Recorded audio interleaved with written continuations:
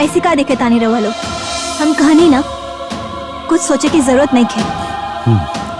सोचे के तो पड़बे करी बेटी। बाबूजी, हम वो घर में बिल्कुल शादी ना करब जहाँ दहेज रूपी दानों पलट होके।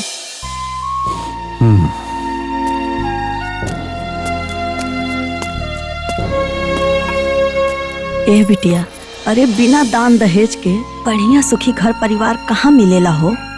ससुरा के सुख दुख तो अपना अपना किस्मत के बात होला ना माई।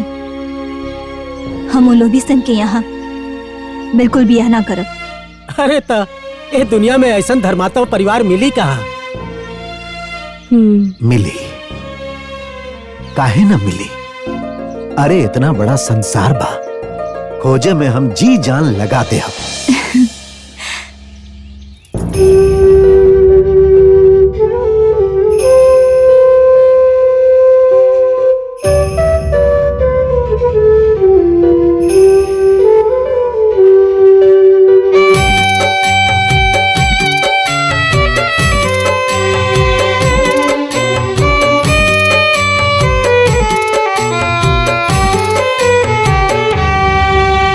पगला के जैसे एगो बाप बऊ रहवा, बेटी जोग पावे नाही कतही दुलावा। कौने घाटे नैया लगई है रे दहेजावा, कौने घाटे नैया लगई है रे दहेजावा। अब और के तना सातई है रे दहेजावा, अब और के तना सातई है रे दहेजावा।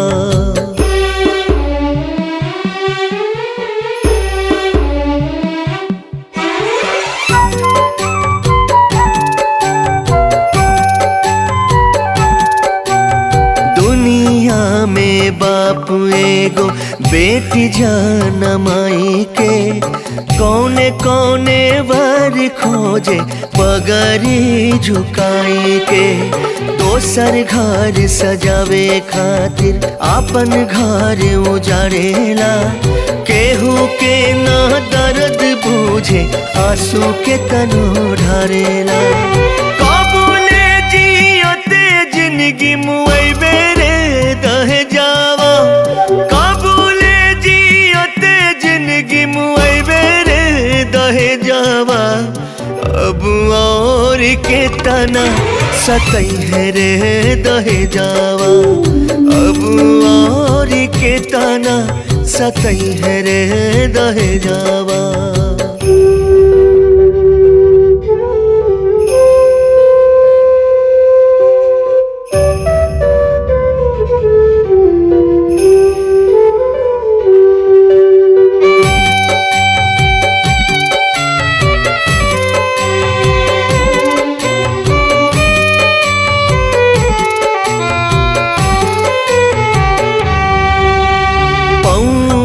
पे गिर के बिलखे करे हाथ जोड़िया, जोगियन के जैसे झाके कई गो दुआरिया।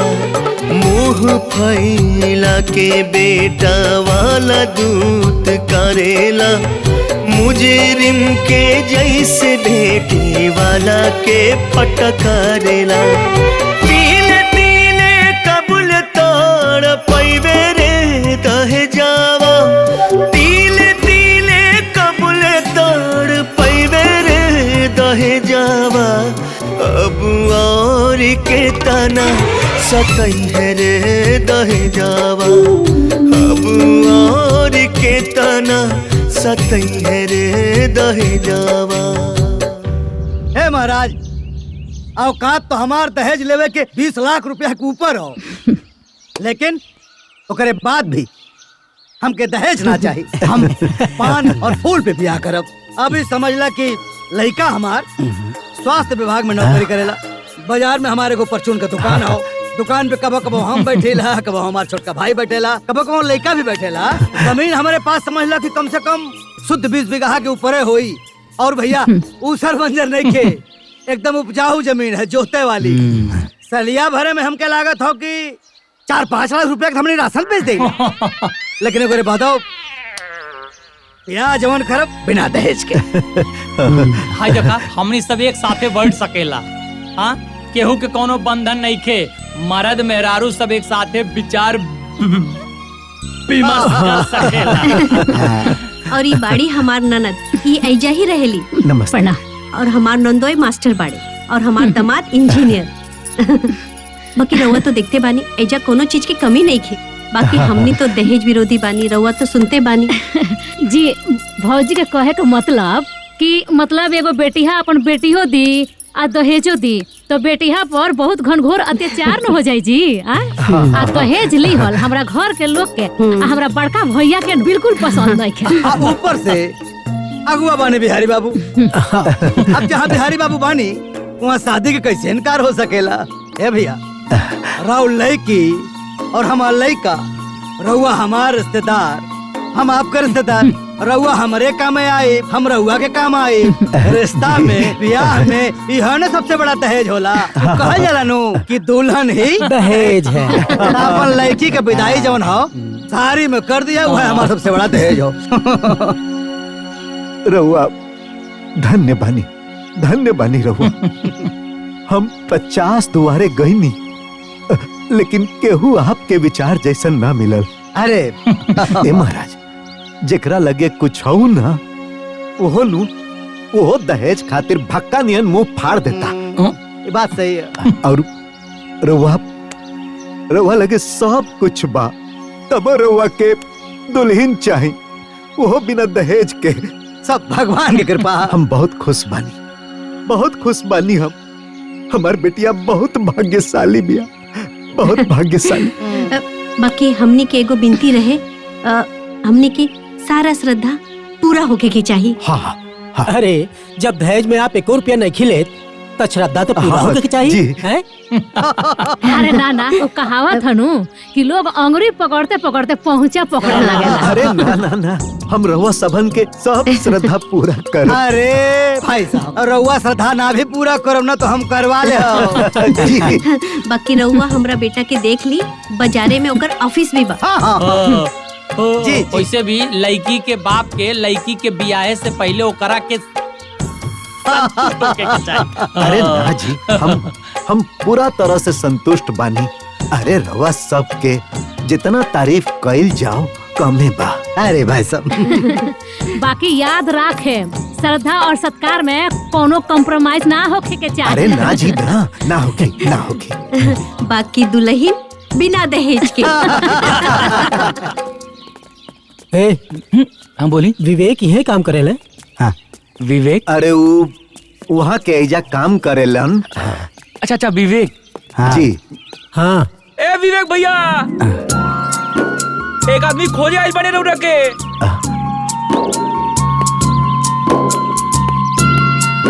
का सोहन यहाँ के रउआ के खोजता नहीं? जी बताइए। अब हम रउरा घरे से आवतानी और अपना बेटी से रउआ संगे बियाह तय करे खातिर। हाँ चाचा जी का फोन आयल रहे, वो सब कुछ बताइए है। अच्छा खुश रहा। अरे ठीक बा। अरे हमरे दीदी के रउआ से शादी होके वाला बा।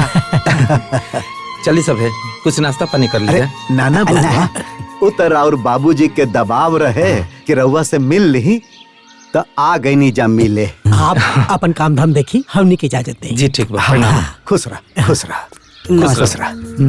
लड़का ठीक है। हाँ बहुत बढ़िया। एक नंबर बा लड़का, बहुत अच्छा, बहुत सुंदर और सुशील लड़का बा, हमके पसंद।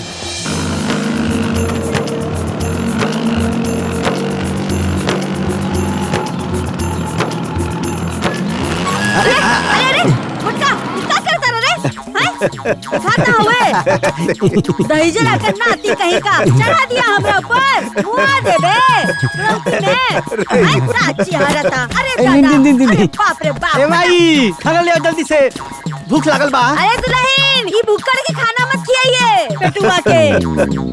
आउते ना हाल ना समाचार, पेट में आग लग गई तोहरा के। ए दादी, भूख लगी तो केहू खाना नहीं खाई का? हाँ? जब देखा तब बकबकात रहलू। का रे? ऐसे दादी से बात करे के चाहिए? चिल्लाता रहते? हाय रहुआ पानी पी। का जी, का हाल समाचार बा? ए मधु के माई, आज भी ये दुनिया में निमन आदमी के कभी नहीं खे। हाँ, यही से ही हित मिल गईल। अरे वो लोग के औकात न 20-25 लाख रुपया दहेज लेबे के हो, लेकिन एको रुपया डिमांड ना कइलन। हाँ, वो लोग के खाली दुल्हन चाहिए। का आज के जमाना में बिना दहेज के बिया? ए बाबू, लइकुआ निमन बानू? ए माई, लइकवो निमन बा, आ स्वास्थ्य विभाग में नौकरी करेला, आ साथ में बाजार में दुकानों बा, बुझ गइलू। और हाँ, उनकर दामाद इंजीनियर हवन, अजय बनोई हवन ना, वो हवन मास्टर। यही से सब कहेला ना कि बिटिया अपन भाग ऊपर से लिखवा के लेके आवेली। उनका किस्मत केहू ना बदल सकेला। सही कहलो। ए माई, वहाँ तो 4 किस्म के नाश्ता रहल, 2 किस्म के मिठाई, आ 2 किस्म के नमकीन, आ समोसा तो पूरा भर पेट खा लिया। खाली तोर पेटवे पे ध्यान रहेला। अरे चुप ना रह तू दादी, हो गए। अच्छा जाना ताड़ू, भगवान भी हमरा जैसन मजबूर बाप के नो ध्यान कैले होखियन, यही से नु ऐसन हित मिल गइलन। अब हमरा बेटी के आराम से बियाह हो जाए। ए बिटिया, का कहा तारू? बढ़िया बा माई। अरे हाँ, उ लोग के एको रुपया डिमांड नहीं खे, बाकी उ लोग के सब श्रद्धा पूरा होके के चाहिए, यह डिमांड कैले वालों। हाँ। ए जी, जब वो लोग 1 रुपया के दहेज नइखे मांगत, कुछ और डिमांड नइखे करत, तो उनका श्रद्धा तो पूरा है कि न पड़ी। इतना तो हो ही के चाहिए। बियाह के दिन तय हो गइल बा? अरे माई, अब ही तो दोनों परिवार के बियाह खातिर मन मिलल हा। आप दिन तिथि तय करे खातिर बुलावा आई नू। समझे जी? हाँ। ई बाजार में अपन दुकान है जी, आही दुकान पे अपन अड्डा। क्या हो? हाँ क्या? हाँ क्या हो? हाँ छबीले, केने बड़ा हो? अरे बाजारे में बानी। गजब आदमी हवा, बतावा। बाजारे में घूमता रहा, यहाँ देखा तो हमारा बेटा का ब्याह तय होता। महाराज आवा जल्दी से यहाँ सत्कार होटल में। हाँ आवा जल्दी आवा। तो समझी जी कहत रहनी। हाँ देखा, आप जल्दी से देख बोल हो जाओ। हाँ, बाकी हम अपनी तैयारी में लग जाई, ब्याह शादी में हर हुआ अपनी तैयारी में लग जाई। हाँ कि ना? और रघुनाथ भाई, अरे भैया वाह वाह वाह वाह, बैठा बैठा बैठा। ए देखा ये मस्त समझी जी, ब्याह का बैठा के है। चलो बैठा, समोसा ला रे, रसगुल्ला भी ला, रसगुल्ला। बैठा बैठा बैठा बैठा बैठा लोग। अरे तू 2 प्लेट रसगुल्ला लेके आवा। ए छबीला भाई, हाँ भाई, पूछ लो, दहेज 1 पैसा ना लेता नहीं, जबकि हमारा औकात 20 लाख रुपया से लेके ऊपर का हो। जी बिल्कुल। ए भाई उत्तम भाई कहाँ हमारा? बाजारिये में हुए। देखा रोज ही रही है, आज गायब हुए। 1 मिनट, ऐसा मौका में महाराज। कहा हो उत्तम बाबू? कहाँ बड़ा हो? बाजार में क्या करता रहा? ऐसे बा रोज रहा शाम थे, आज गायब हवा देखता रहा। इतना खुशी का बात बा। अरे भाई बेटवा का बियाह तय कर रहल बानी, जल्दी से सत्कार होटल में आवा। आवा। वो तो भैया का बहुत लंगोटिया यार, बहुत बड़ा आदमी हो, बड़ा पैसा वाला हमें। खा लोगन, खा खा खा खा। अरे उत्तम बाबू, अरे भैया कहाँ रह गए? अरे सुन के बहुत खुशी भाई। बैठा बैठा बैठा बैठा बैठा वहीं बैठा। प्रणाम समझे जी, प्रणाम। बैठा बैठा बैठा बैठा बैठा। हाँ महाराज, बैठा बैठा बैठा लोग। ए ले आओ 5 प्लेट रसगुल्ला और समोसा। उत्तम बाबू, ई हमारे जी समझी जी बियाह तय कर रहल बानी, जाना तानी 20 लाख रुपया से ऊपर के ज्यादा लेवे के दहेज के औकात है हमारा। बाकी 1 पैसा नहीं खिले, पूछ लो। लागता इतिहास में नाम लिखा जाए। हाँ भैया खा।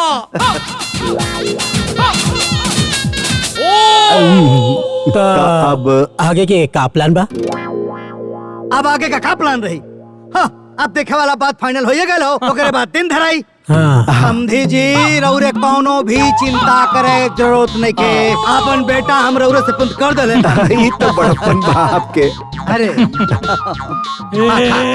समझी जी एक काम करा, गाड़ी टाइम से भेज दिया ताकि हम लोग समय से आ जाए।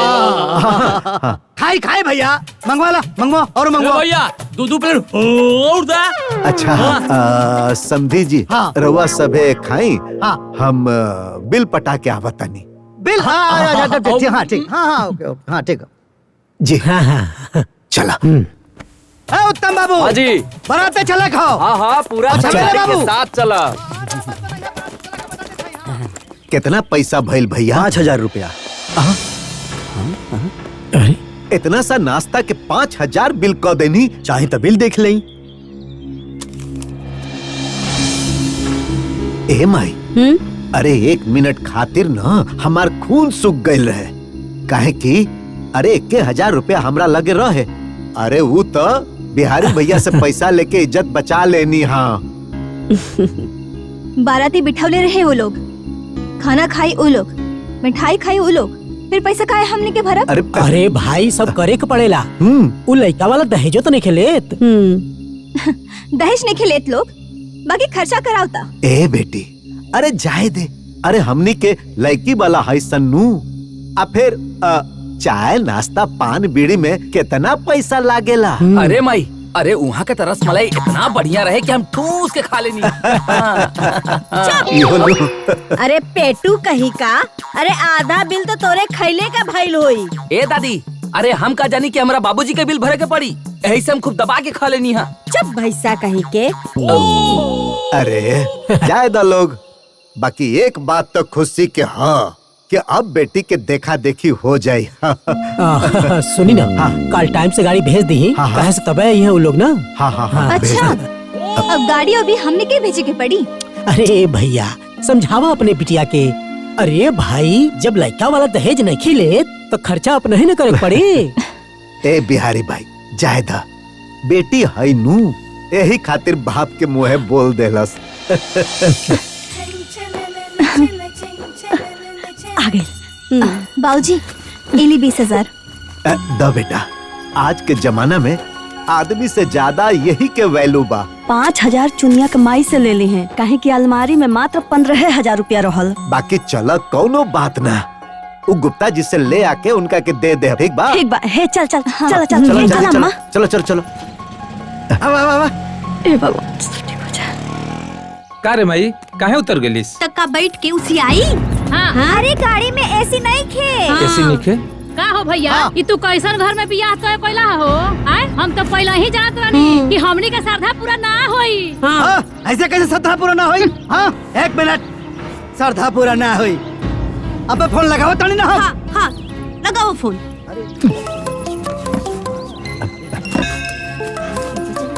समधी जी का हाँ प्रणाम समधी जी। प्रणाम बताइए कोनो बात भइल? हमारा औकात 20 लाख रुपया दहेज लेवे के ऊपर कहो जाना ला नू, लेकिन हम कुछ मंगा नहीं रहुआ से। अरे बिल्कुल ना, कहीं ना का भइल? अरे अब का भाई समझी जी वो कब पहले ही बोले रहनी ना कि शादी में श्रद्धापुरा में कोनो कॉम्प्रोमाइज ना होगी। हम कहाँ कोनो कॉम्प्रोमाइज कोई नहीं है समधी जी। तब काहे नहीं एसी वाली गाड़ी बेचला और ऊपर से हमार लंबा परिवार एगो गाड़ी भेजले बड़ा वो खचाड़ा। अब एगो काम करी ना, अब रउआ 2 एसी गाड़ी कॉ ली, बाकी हम देख ले। हाँ ठीक बा। हाँ तो खटारो तोहार भेजे थई वापस, हम गाड़ी एसी वाली बुक करके हम नहीं आवत नहीं। ठीक बा लोकेशन भेज दो। जी जी भेजा तानी।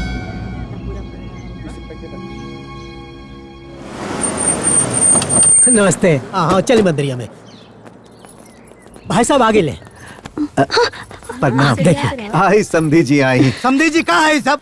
यह कौन बात भइल? अब कहाँ भइल समधी जी? हाँ भइल है मारा तो से एको पैसा दहेज मंगनी हम। अरे ना ना, हमनी के दहेज लेवे का औकात बाकी ना। अब बा ना महाराज। तो रउआ काहे हमनी के मुंह पर कारिख पता नहीं आ? एगो तो हमारे इकलौता भतीजा, अब बढ़ानी मारी ओकरो बिया में हमनी के एगो श्रद्धा पूरा नहीं के हो। का भौजी ये सब देख के तोरा निमन लगता? कैसे निमन लगी है बबनी, हमनी के तो सारा श्रद्धा माटी हो गई। बात मामा कितना खराब फोटो ही आई। रवा का जानी कहाँ आ गए बानी मुंह दिखाइया करे। सही बात। ए समधी जी, हम सोचनी हा कि शुभ काम होखत बा तब भगवान के दरबारे में हो जाओ। चुप रहे महाराज, रहुआ हमनी श्रद्धा के बारे में सोचते नहीं थे। ए भैया, श्रद्धा पुरावे खातिर नु मन में श्रद्धा भी होके के चाहिए। इनकर मुंहवा देख लगता कि कोनो श्रद्धा पूरा करी है। अब हमरा मन में श्रद्धा बा। अरे एक गो तो बेटी हा हमार। हम रवा लोगन के सब श्रद्धा पूरा करब जा। महाराज कितना श्रद्धा पूरा होता हमनी के सब लौकता। ए भैया, यहाँ के जवन जवन करे करला तन कॉलोनी। अब हमनी के अपन इज्जत बचावे खातिर हमनिए के कुछ करे के पड़ी। रहेगा बड़ी। सुना, जौन भाईल तौन भाईल, फटाफट सामान उठावा। चला राजा, पहले सब सारा प्रोग्राम हुई हो। अब भाई साहब सब सामान उठा ली।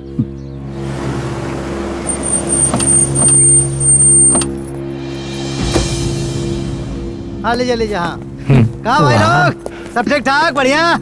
चल रहे भाई, चल। देखी यहाँ गजब व्यवस्था हो, सब अपन लोग आदमी हो। देखा टाइल्स देखा, लाइट देखा, व्यवस्था देखा, मने मन प्रसन्न हो जाला। कहाँ मंदिर में लेके गए रहुआ, इतना कुछ ना होगा। वहाँ चली जी।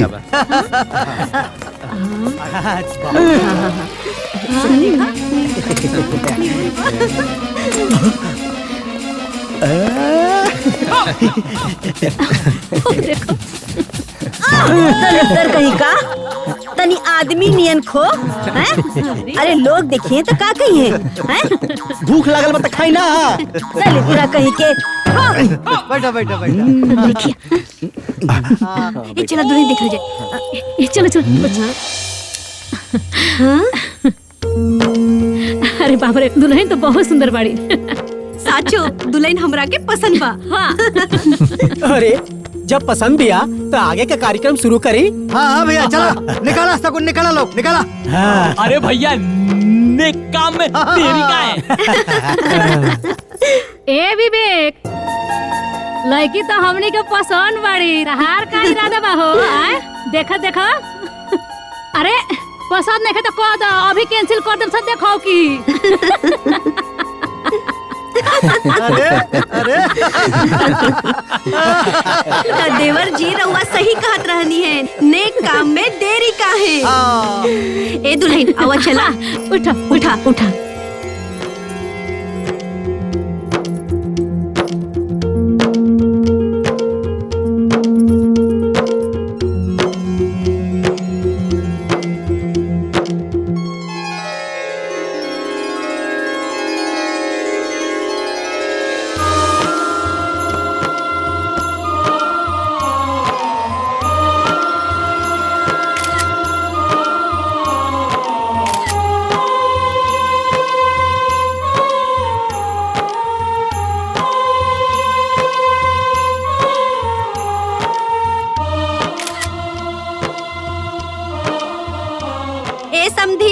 समधन जी, आज से राउर बेटी हमनी के बेटी पतो तो ना हो गई। हमनी के भौजी और हमर मामी। चला चला चला, चल बेटा आओ।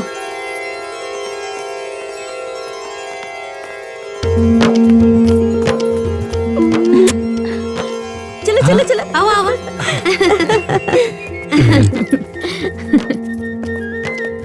समधी जी, पतों के पाके हम बहुत खुश बने।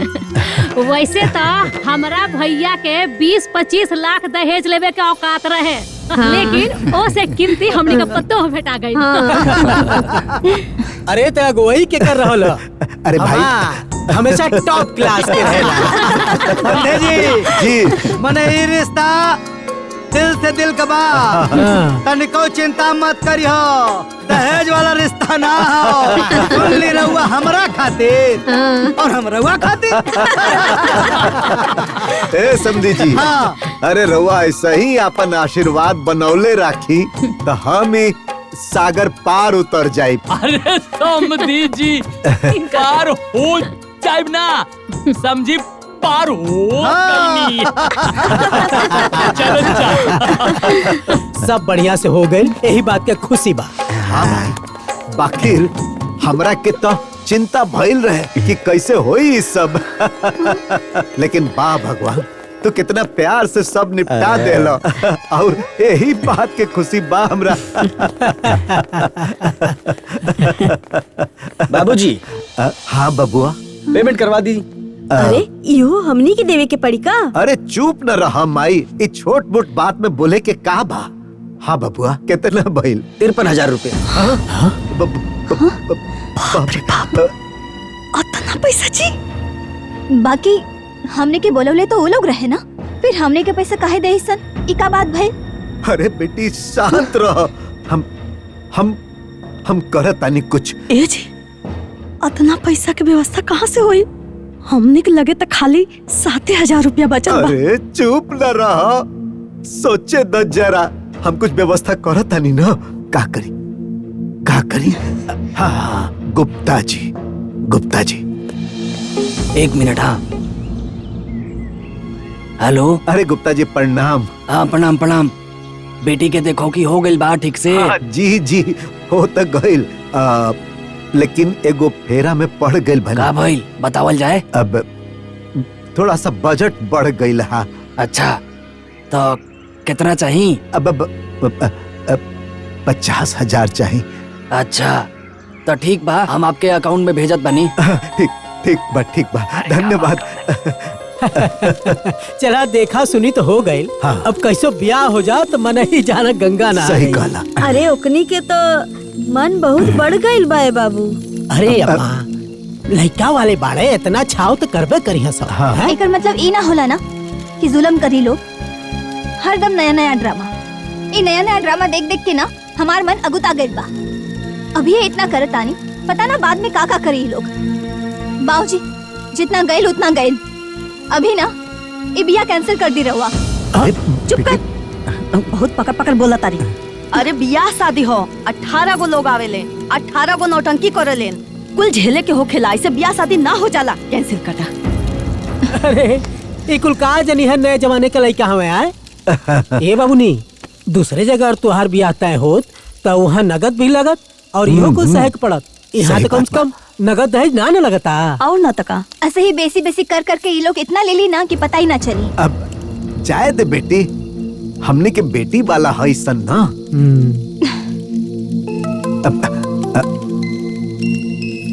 समधी जी के फोन है। उठाई।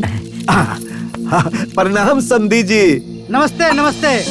अच्छा यही कहत रहनी है कि रहुआ तो जनते नु बानी कि हमारा औकात 20 लाख रुपया के ऊपर दहेज लेवे के बाटे। लेकिन देखी मने हम एको पैसा के डिमांड रहुआ से कहनी ना। नाना महाराज, अब यही से तो हम ई बियाह खातिर हिम्मत कैनी हा। हाँ अरे काहे ना। अच्छा सोने नु, हम ही कहत रहनी है कि मतलब छोटी सी डिमांड रहला।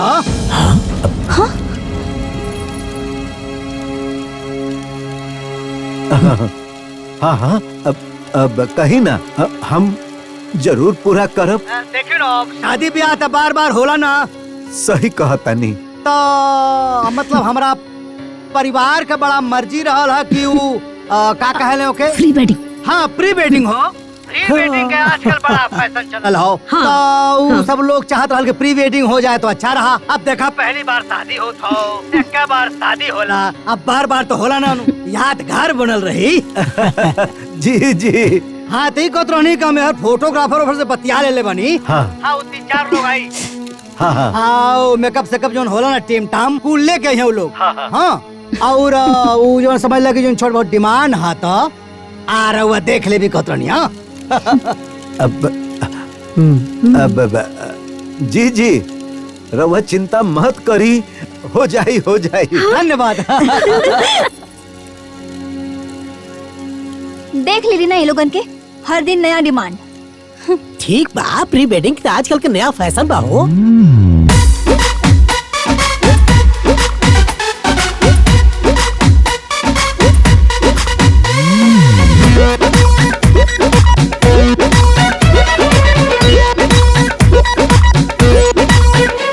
न कोनो शर्म लिहाज बा, न कोनो परहेज, ना कोनो शर्म लिहाज बा ना कोनो परहेज, झूठा हूँ ही बात बात के दुल्हन बिना दहेज, झूठा हूँ ही बात बात के दुल्हन बिना दहेज, दुल्हन बिना दहेज भैया दुल्हन बिना दहेज, दुल्हन बिना दहेज भैया दुल्हन बिना दहेज।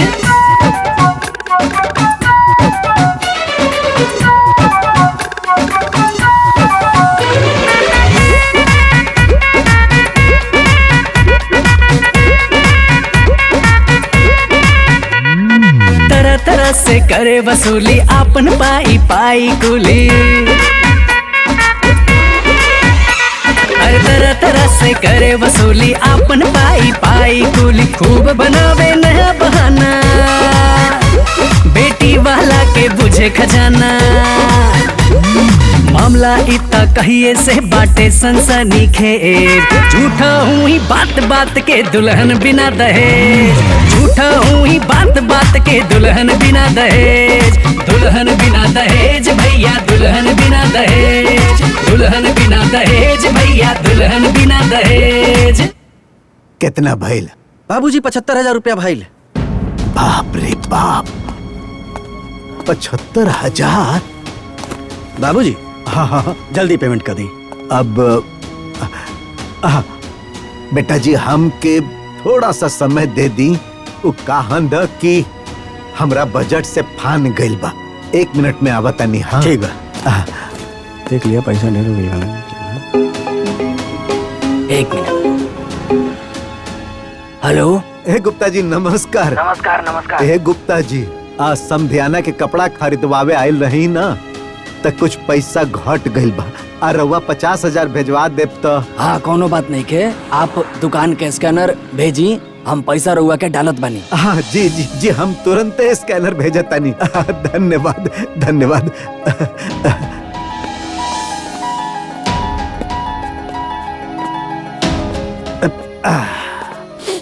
मधु के माई पानी पियावा।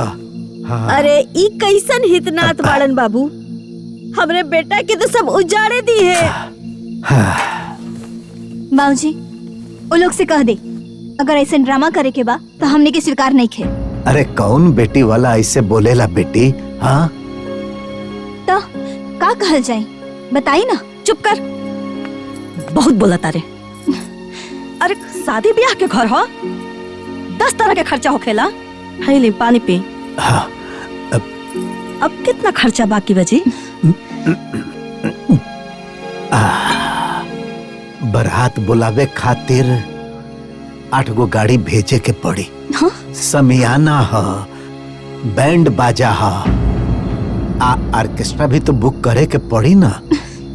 अरे इस सब का कितना खर्चा बढ़ जाई सन, हमरा तो कुछ समझे में नहीं खे आवत। ए भाई, अब कितना हो खर्चा लागे, व्यवस्था तो कर ही के पड़ी ना।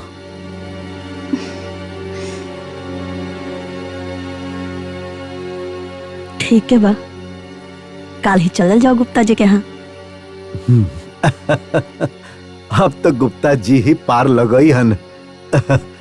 अभी ले 3 लाख हो गइल बा, और कितना पैसा चाहिए? अब गुप्ता जी 5 लाख रुपया चाहिए। दहेज तो देवे के ना रहल, तो इतना पैसा कहाँ खर्च कर रहल बड़ा?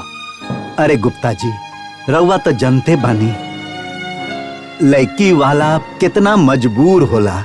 इतना पैसा ऐसे कैसे खर्च कर देनी? अब हम जमीन के कागज ले आयल बानी गुप्ता जी। अरे दो हो।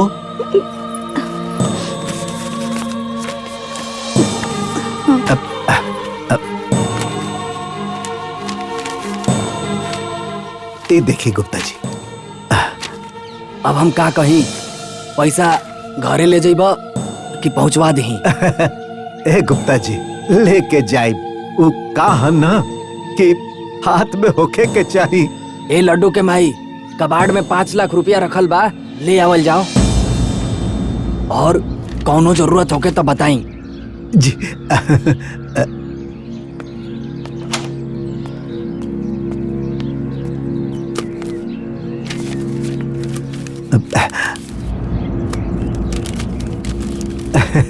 जी लड़का वाला मारे बाजी जकरा बेटी ऊ अपराधी। हाँ, लड़का वाला मारे बाजी जकरा बेटी ऊ अपराधी। कितनो बदले समय इचोला, ई अभिशाप खत्म ना होला।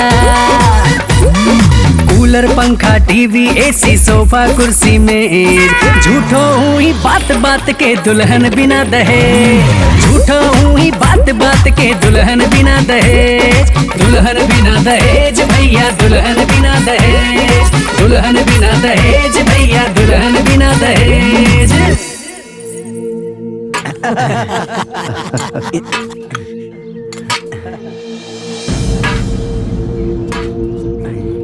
कैमरा बंद कर कैमरा।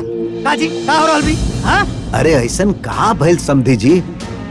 ए महाराज, हमनी स्टील के थरिया में खाइब जाओ। हाँ?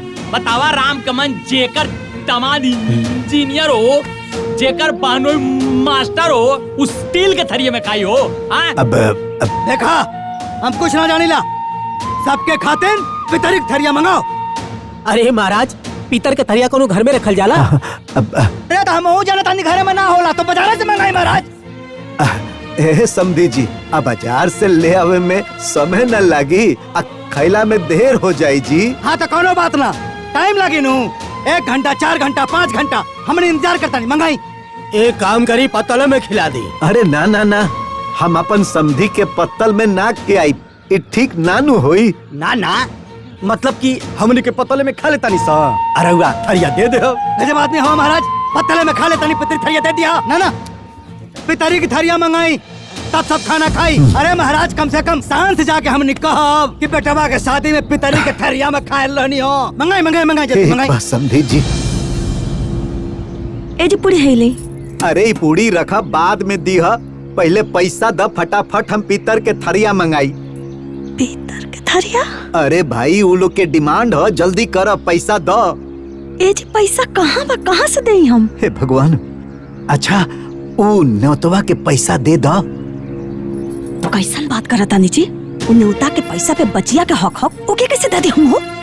बाबूजी, हाँ, ये लोगन के डिमांड ढेर नहीं क्यों? अरे चाहे द बेटा, उन लोग के श्रद्धा भी तो पूरा करे के पड़ी नू। अरे कुछ कर रे। अच्छा रुकी, ले ही बचल खुचल तनी से पैसा बचल बा, दे ये देखी मंगवा ली कुछ। हाय ले, ये पैसा लेके जो आज साहू जी के दुकान से थरिया ले आओ। अब मान ले कि कुछ पैसा कम पड़ता न, तो साहू जी से कह दिए कि हम पैसा बाद में दे दे।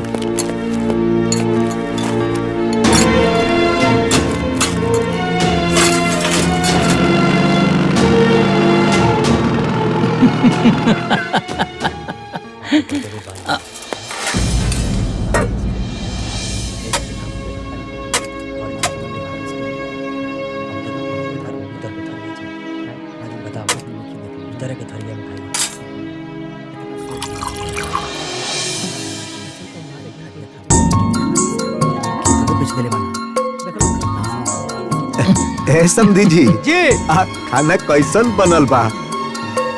आज कहीं भैया राउर काम एकदम नंबर 1 ग्रेड के बा हो। सुनो समधी जी, बोली लोग बंधन में खोलो वाले। सही कहा था, कहा है ना कि बात के झंझट न रह जाए। जी जी, अरे एकदम पाई पाई, रवा सबे भोजन पाई।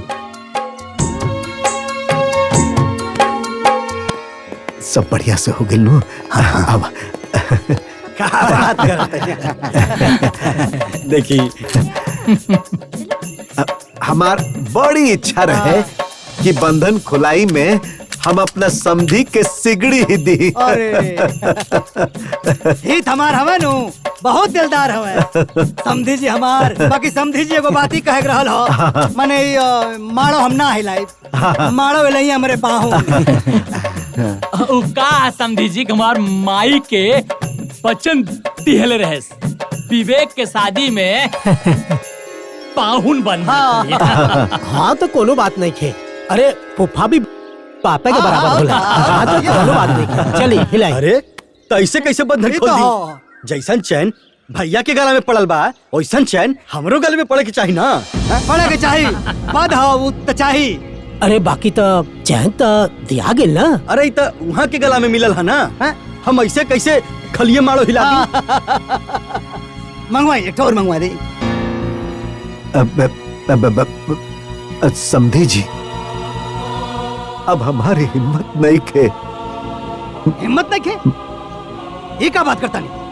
रहुआ का मालूम मानो कि हमारा औकात 20 लाख रुपया दहेज लेवे के ऊपर का। 1 रुपया दहेज मंगनी हम भैया ना मंगनी नू। एक सीकर देवे के तोहार हिम्मत नहीं के। ई कौन तोहार हिम्मत हो? अगुआ हवा तू ना तो के ना देखा था। अरे महाराज, हमारे श्रद्धा के चिंता ना रहल तोहरा तो कम से कम हमारे मरल माई के श्रद्धा के चिंता करता। ओकर अंतिम इच्छा रहे कि मानो हमरे पाहुन हिलई हैं। मंगाओ मंगाओ सिगरेट तब जाके होई। ये कौन बात भइल? का हुआ अगुआ? यहाँ बेइज्जती कराओ के लला का तू? ना भैया, जब सिकड़ी आई तब मारो हिली। अगुआ बोला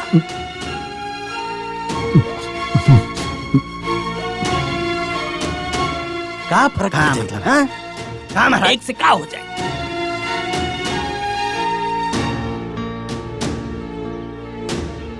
ए मधु के भाई, अब कोनो रास्ता नहीं खे।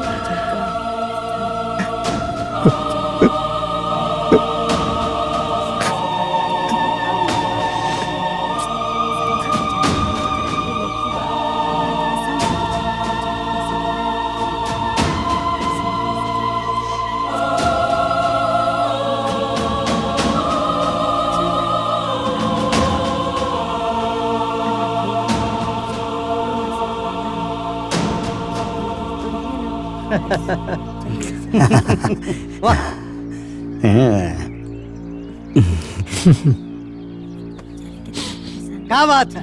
हम कहा कातरानी? हाँ, हमारे समधी जी के जवन दिमाग के बत्ती है नु, उ जलेला बस खाली थोड़ी देर से जलेला। बाकी हीरा हवे हमार समधी जी। देखा, दिल खोल के आशीर्वाद दिया पाहुन। एकदम एकदम। अच्छा पहले गले तो जी। क्या बात है, क्या बात है। चला चला, खोला खोला खोला। अरे चिंता मत करी। हाँ, बोलो शिव रामचंद्र की जय।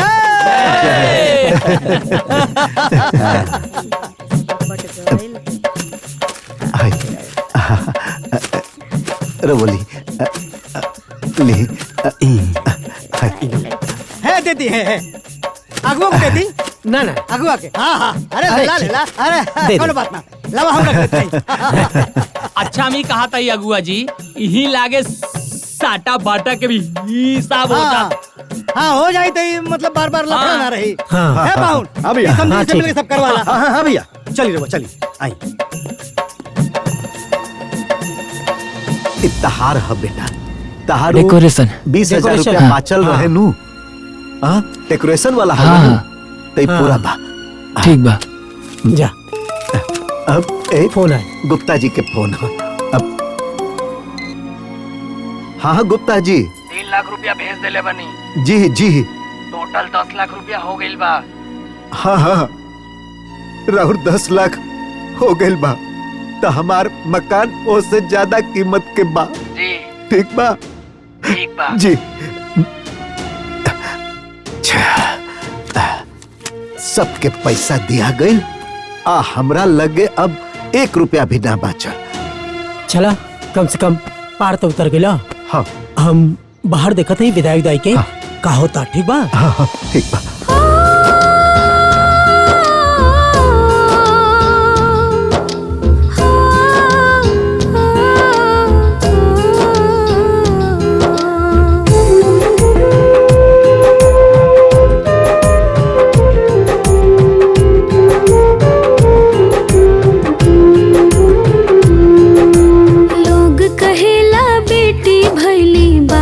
घर में लक्ष्मी आईली। लोग कहेला बेटी भैली, बाप के घर में लक्ष्मी आईली। बाप के घर भर गइल हो,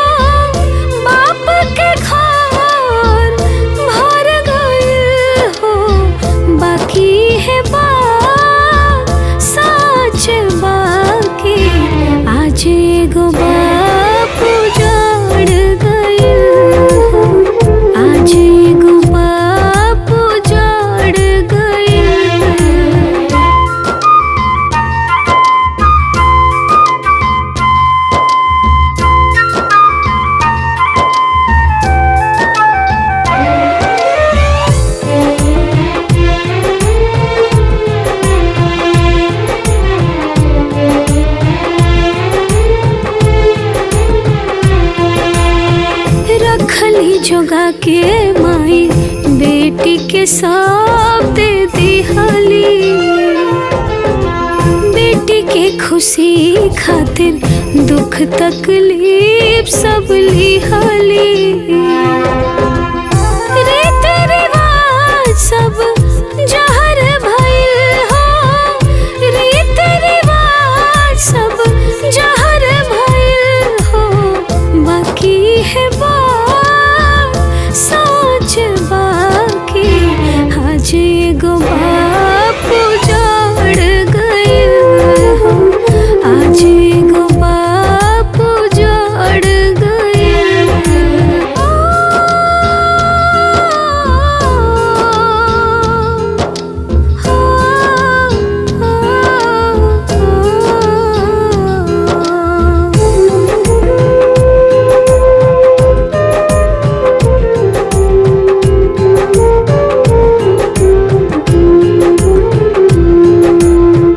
आज के दुनिया ऐसन दहेज के लोभी भइल, बेटी के कारण आज बाप के सब कुछ गइल। लोगवा के आत्मा मर गइल हो, लोगवा के आत्मा मर गइल हो, बाकी है बात सोच बाकी। आज एगो बाप उजाड़ गइल हो, आज एगो बाप उजाड़ गइल हो।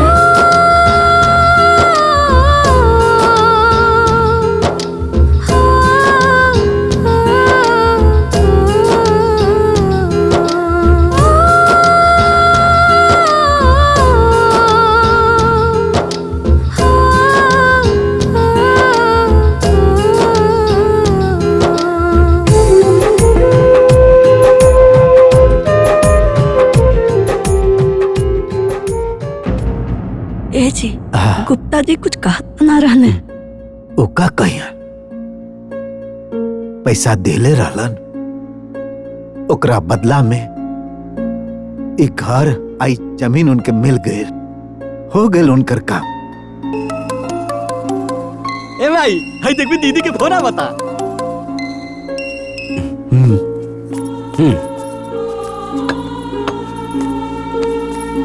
हेलो, प्रणाम माई। खुश रहा बिटिया, का हाल चाल बा? बहुत बढ़िया बानी। तू कैसन बाड़ू और दादी कैसन बाड़ी? हम ठीक बाटी बिटिया, एही बानी। प्रणाम दादी। खुश रहा बिटिया। कैसन बाड़ू दादी? भगवान के कृपा बा। बाबूजी कहाँ बाड़े? ए बिटिया, बाबूजी गए रहने गुप्ता जी के यहाँ, बस अभी तुरंते उते बाड़े। गुप्ता जी के यहाँ काहे? ए बेटी। प्रणाम बाबूजी। खुश रह बेटा। ए बिटिया। हाँ बाबूजी।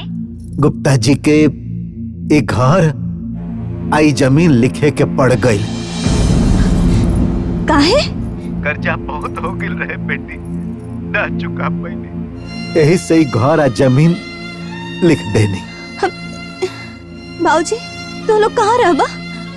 रहले बेटी, रहले सन। भगवान के बनावल बहुत बड़ दुनिया है। रहले तू निमन घर चल गए ना, हमने के यही में खुश बनी, बहुत खुश बनी बेटा। ना बाबूजी, तो लोग ना हमरा साथे रहब, हम सब साथ में रह बेजा। हाँ। बेटी, अरे जौना बेटी के कन्यादान को देनी, ओकरा घरे के पानी पियब जा। हाँ? ए बिटिया, तो काहे हमने पे पाप चढ़ावा तारू हो? आज ले जो दुनिया में ना भाई, वो हमने से मत करावा वो बिटिया। ना दादी, आज जौन स्थिति हमारे परिवार के भइल बा, ओकर जिम्मेदार सिर्फ और सिर्फ यह परिवार बा। अरे हम तो सोचनी कि ये लोग दहेज नहीं खिलेत लोग, और हमारे गरीब माँ बाप के गुजारा हो जाए, बाकी ये लोग तोरा लोगन के तिल तिल तड़पाउले बा लोग। अभी लोगन के एहसास दिलावे के बा। अरे कि एगो बेटी वाला कितना तकलीफ सह के एगो बेटा वाला के हर श्रद्धा पूरा करेला। लेकिन फिर भी बेटा वाला के रहम नहीं खियावत। एगो बेटी वाला के दर्द का होला, एगो बेटी वाला के मजबूरी का होला, इस सब लोगन के बतावे की पड़ी। तोहने लोगन के हमार कसम बा, अगर तू लोग ऐसा ना आए बना तो हम भाग के ओइजा आ जाए। बेटी सुनो।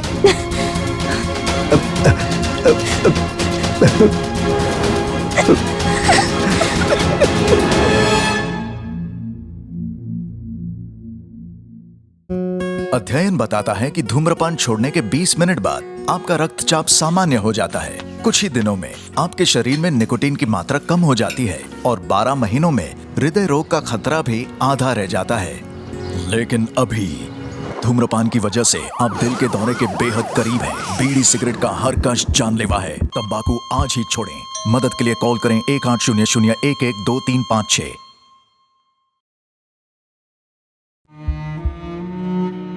मेरे पति 18 साल की उम्र से खैनी खाया करते थे। मुझे अंदाजा नहीं था कि इससे हमारी जिंदगी पर इतना बुरा असर पड़ेगा।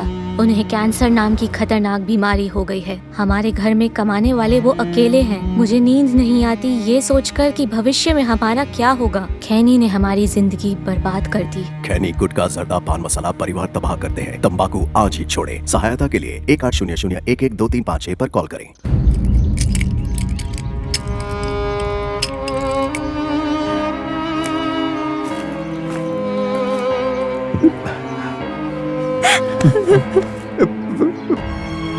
अब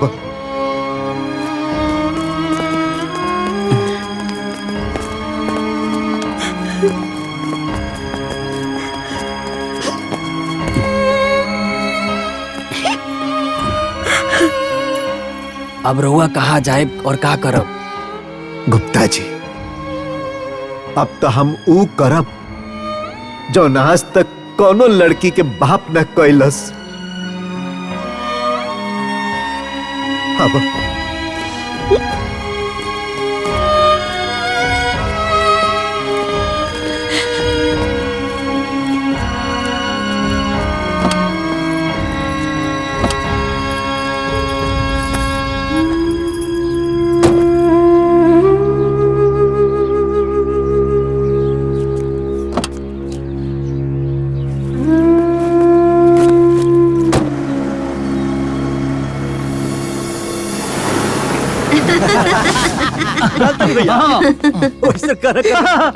अच्छा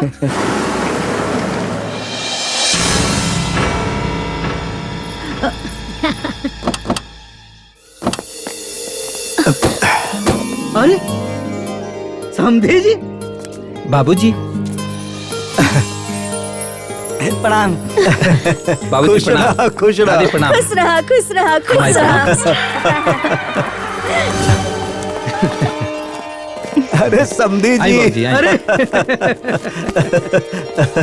ये बताएं, अचानक रहुआ लोग बिना बतौले आ गए लोग। हमारे कोनो खास बात हम समझ नहीं ना बात। ना समधी जी, रउआ कहे नी न कि चिंता मत करो, हम रउआ खातिर बनी आ रउआ हमरा खातिर, तो उहे वादा निभावे के समय आ गइल बा। हम समझनी ना। हम समझावता नहीं से समझे जी। उ का हम समझे जी, जानते बानी रहुआ कि बिटिया के बियाह में हमार घर दुआर खेत बाड़ी जमीन जायदाद सरबस बिका गइल। अब हमार अपन जवान रहल कुल तो खत्म हो गइल। बस अब हाई है घर, अब बस रहुए सब नापन बचल बानी। यही से हमने सब राउर चरण में आ गए नी। हाँ ए विवेक जी पापा बेटा जी। ले जा। तेरी नवा दो। ठीक बा, आई बाबूजी, आई। पियो जा। अच्छा जाता नहीं जी। आई ए भाई बाबूजी। चला। चला चला चल चल चल। हाय माई, हाय बाबू। गाड़ी के भाड़ा दे दा। आई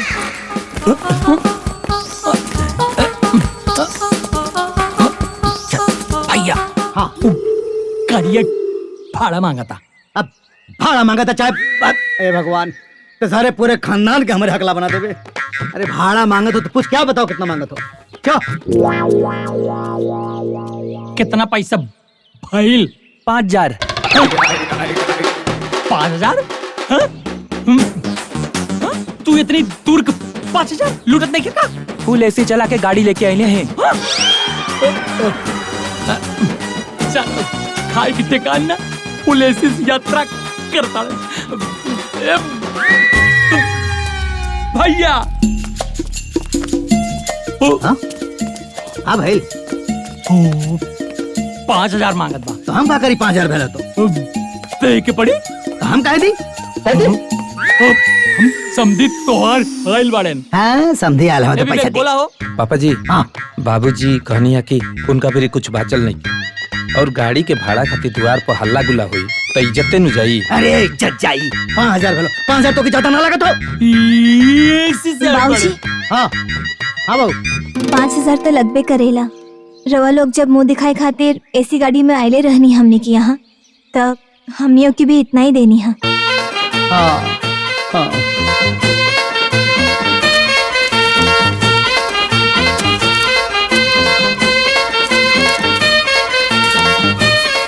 ला जाके दा।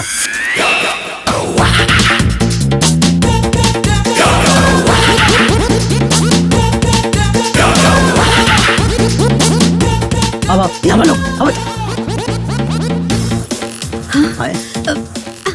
चला चला। एक बात बतावा लोगन, अगर केहू नात बात रिश्तेदार से कह दो कि चिंता मत करिए हम बानी। ये महाराज अगर हम कहिए दनी तेकर मतलब का भाई? तो अपन डेरा डंबर घर दुआर लेके हमारे दुआरे पे आके बैठ गया। ये बात कर रहुआ 1 लाख के कहता नहीं। बताओ रहुआ हमारे रिश्तेदार है ऐसा कर सकीले का? महाराज हम तो आज लइसन देखला ही नहीं। अरे हम तो पहले ही कहत रहनी कि तू कैसा घर बियाह करावत। अरे कन्यादान होखला के बाद तो घर के पानी ना पियल जाला। आई अनाज कैसे घोटाई? अरे जे लाज शर्म घोर के पी जाला ना ओकरा के कुछ करे में शर्म ना आवेला, बुझना? बाबूजी। हाँ बहू। रवा हमार माई बाबूजी दादी और भैया खातिर एक घर में शरण देनी एक खातिर हम रवा लोग के बहुत आभारी बानी। अरे बहू कैसे बात करता रही?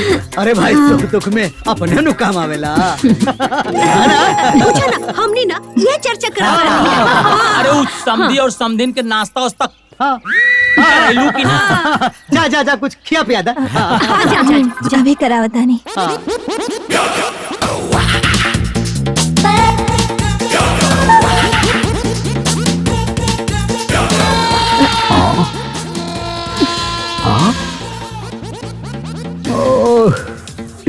ए विधाता, ये बाप रे बाप। मधु। जी। अरे हमू कहत रहे कि माई बाबूजी आइल बाड़े तो उनका लोग के खाना तो बाहर से मंगाओ के पड़ी ना। कहे जी? अरे जे कन्यादान करेला वो बेटी के घरे खाना थोड़े खाला। हमरा हिसाब से जब बेटा के माँ बाप बेटा के ससुराल में खा पी सकीले तो फिर बेटी के माँ बाप बेटी के ससुराल में काहे ना खा पी सकीले? इहो ठीके कहता रू। ठीक बा जा जा खियाओ पियाओ। जा जी। जा।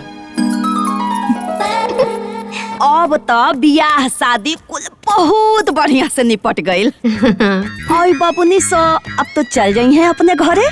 हाँ अब हमार बबनी चल जाइए अपने घरे, बाकी हमार ननद ऐजा ही रही है। जा चाय बना के लावा। ए बबुनी तोहार ससुराल में सास ससुर से पटेला न का? बुआ जी हमारी दादी ना ऐसे ही मुंह पे सबकी बोल देनी, रहो बुरा मत मानी। ए बहन हमरे बिटिया से खुश बानी नु, बढ़िया से सेवा पानी करता नु। हाँ अरे हाँ काहे ना, हमार पूरा घर छान ले बाड़ी, हम बहुत खुश बानी। ए बिटिया मुँह दिखाई में का मिलल? बहुत कुछ मिलल बा दादी। अच्छा माँ जी हमरा के सोना के चेन देनी हा और बाबूजी सोना के अंगूठी देनी हा, चाचा जी सोना के कान के बाली देनी हा और ननन जी सोना के झाला और बुआ जी चांदी के पायल देनी हा। ए बबुनी अरे तोहार मरद के हमार बेटवा बंधन छोड़ाई में सोने का चैन देलस और वो हमार पतोहू के गले से उतार के, और तू हमरे पोती के चांदी के पायल देलू ह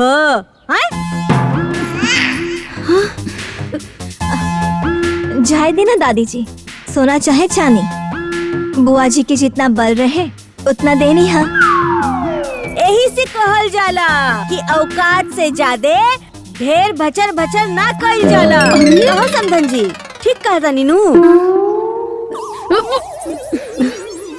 ए समधन जी, अरे बोला ना, ठीक कहता नी। हाँ।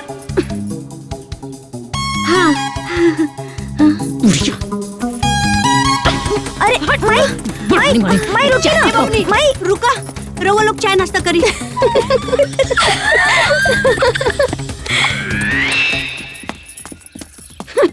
माई ए बाबूनी रुका। बाबूनी, अरे बताओ हित नाल के कौन रहन हो? हैं कि सबके सामने बेइज्जती करे? जकरा जितना जुर्म मिलल उतना देले बा। बाबूनी, हमरा के भी खराब लागल है। अच्छा, ऐसे वो बुढ़िया कहावत रसिया आ तू घोटावत रहलू हो। हाँ तो मजबूरी में मम्मी का कहती, पापा तो कहते रहले सोना के बनवावे के, बाकी तू ही ना लगलू है दिमाग लगावे। अयो दादा। हाँ बाबूनी।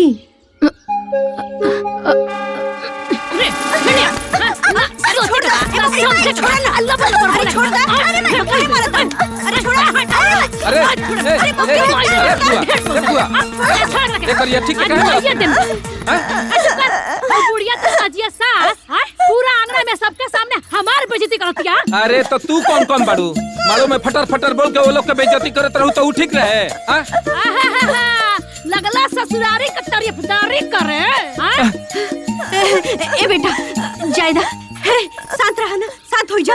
चल चल चल सा हमार दिमाग चल झुका चल लड़ाई में पीएसपी कैले भी है। बाप रे बाप, ये कहां से अखोर बखोर आके आंगना में बस गली से होता था। जी नहीं चली खाना बन गई है, खाना खाई लोग। चला ए समधी, चला खा लोगन। चला लोग, चला।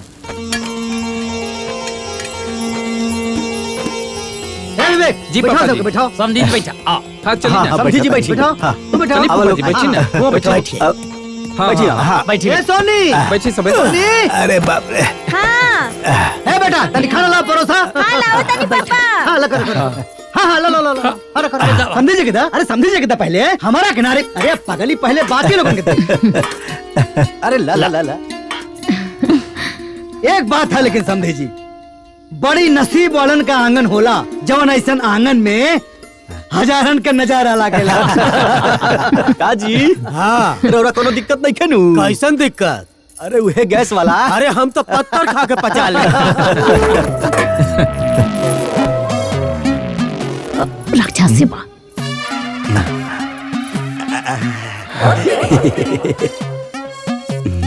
ए बाबुआ, इतने बड़े थरिया में खाला का? जी चाचा जी, ये थाली में खाए लन। अरे तो कोनो बात ना। खाए दा चाहे जो थारिया में खा, चाहे तो पेटुए में नू। चला शुरू कर। अरे महाराज, अब पहले रवा शुरू करी ना। अरे रहुआ तो शुरू कर दे ले, अब रहुआ करी। तो शुरू कर जाओ। बोलो शिव रामचंद्र की जय। हाँ।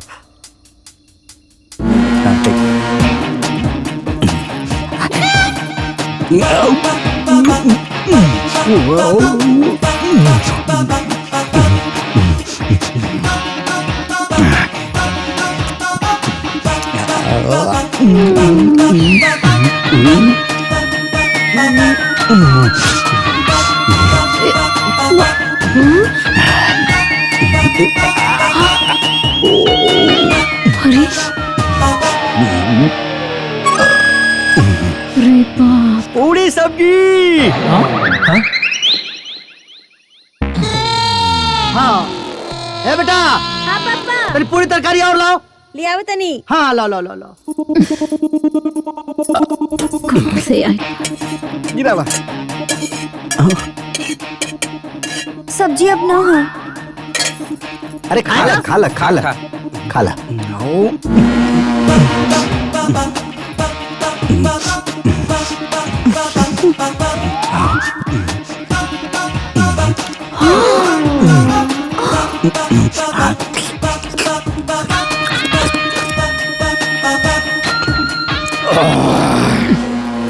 थोड़ी सब्जी और चाहिए। अरे बेटा आवता आवता। ए बिटिया हाँ पापा। तेरे खाना और लावा। पापा खाना खत्म हो गई। खाना खत्म हो गई। अरे बाबू सुनो सुनो, रो मत, खाना और चाहिए? लो तोरा खाना से का हमके कुल चाहिए। हाँ ला हमरा खाइला उतने से हमार का हुई, हमके सबका चाहिए। लो भैया ला बाबू सब लोग दे भैया। ला हमरो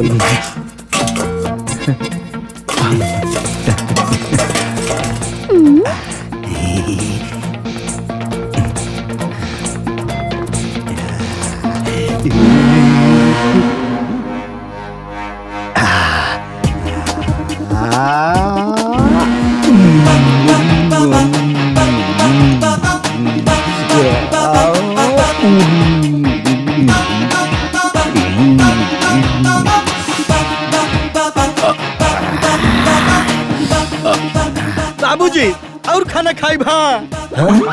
अरे अरे भूजी। अरे हाय ले बेटा हमरो ले। हमार उतने से का हुई? का समझी जी, खाना तो खत्म हो गई। समझी जी, अरे हम राउर पूरा बारात के खाना खियानी हा। अरे हुआ हमारे को लड़का के भी खाना ना खिया पौनी। रउआ से ही उम्मीद हमरा के ना रहे।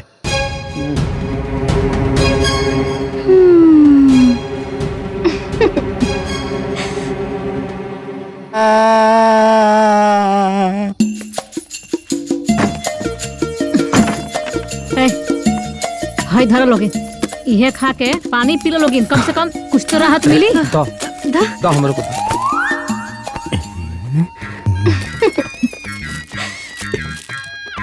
ये कहाँ से बच गए रहे? यहाँ ले जाके देता सारे को ठोस है। बतावा हमार सार खात रहे, आधा नीचे आधा ऊपर, विभत्स दृश्य रहे ससुर। अरे इंसान के काला हाथी हो। हमरा के बुझात रहे कि जैसे ओकरा के कोनो भूत पकड़ ले लेबा। अरे ए भौजी कोनो भूत नहीं थे, अरे ओकर पूरा खंडोलवा राक्षस बा। ओ तो सरवा हमनी को उपवास में डाल देलस। उपवास? अरे उपवास छोड़ा, आज पहला दिन है, आगे का हो ओकरे बारे में सोचा।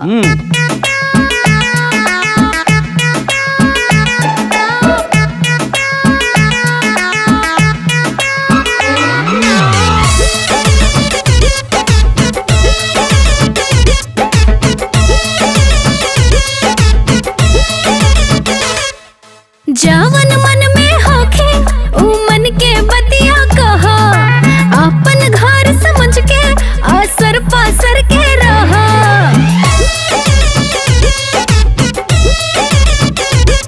अरे जावन मन में होखे ऊ मन के बतिया कहा, अपन घर समझ के असर पासर के रहा। हित होई हित के उधार करीना, हित होई हित के उधार करीना। ए समाधि जी हमर बेड़ा पार करीना, ए समाधिन जी हमर बेड़ा पार करीना।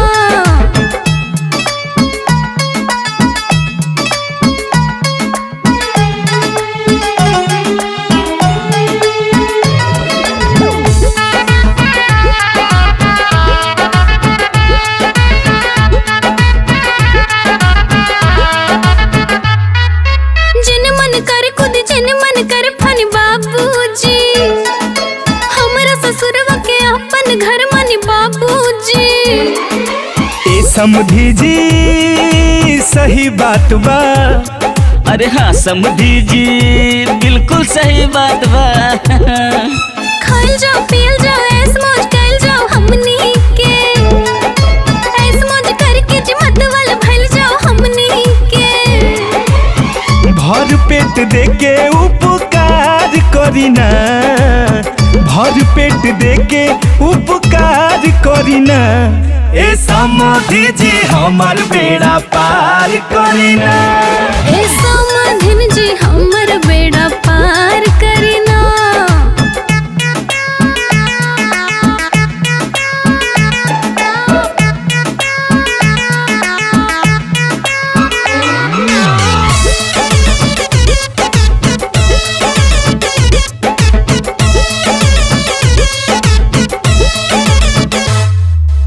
कहल जाओ सुनल जाओ घूमे फिरे चलल जाओ समधी जी। मान सम्मान दी हमने पर ध्यान दी समधिन जी। ए अम्मा जी बुझने का जी। ए जी बहुरिया अरे बुझ गई नी जी। हितई में हितनी रहले में लोग के बड़ाई है। इज्जत प्रतिष्ठा है दुनिया में असली कमाई है। बुझाई जवन होता ओकरा पर विचार करीना। जवन होता ओकरा पर विचार करीना। ए समधी जी हमर बेड़ा पार करीना। ए समधिन जी हमर बेड़ा पार करीना। ए समधी जी हमर बेड़ा पार करीना। ए समधिन जी हमर बेड़ा पार करीना।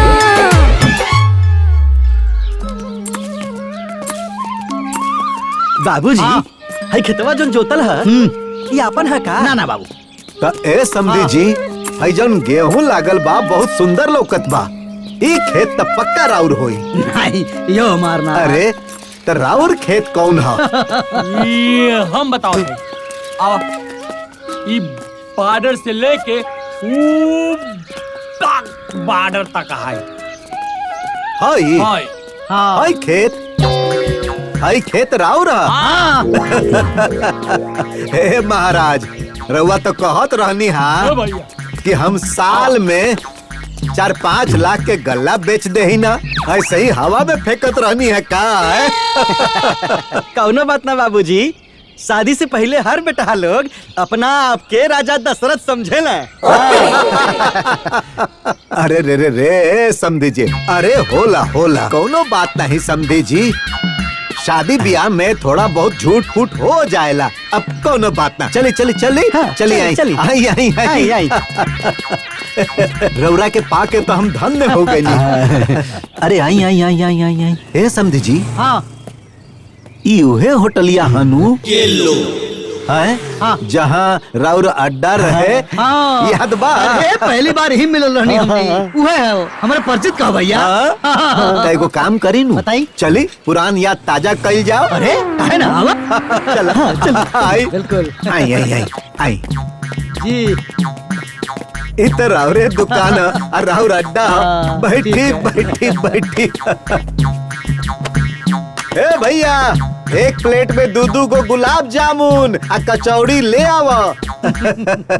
ए समझी जी खैला पियला में कोनो कोताही ना होके ना के ना चाहिए। सवाल ना उठा पियल दे है ना बाबूजी। अब मालूम बा समझी जी रौरा से जौन अपनापन मिलेला नु कसम से मजा आ जाला।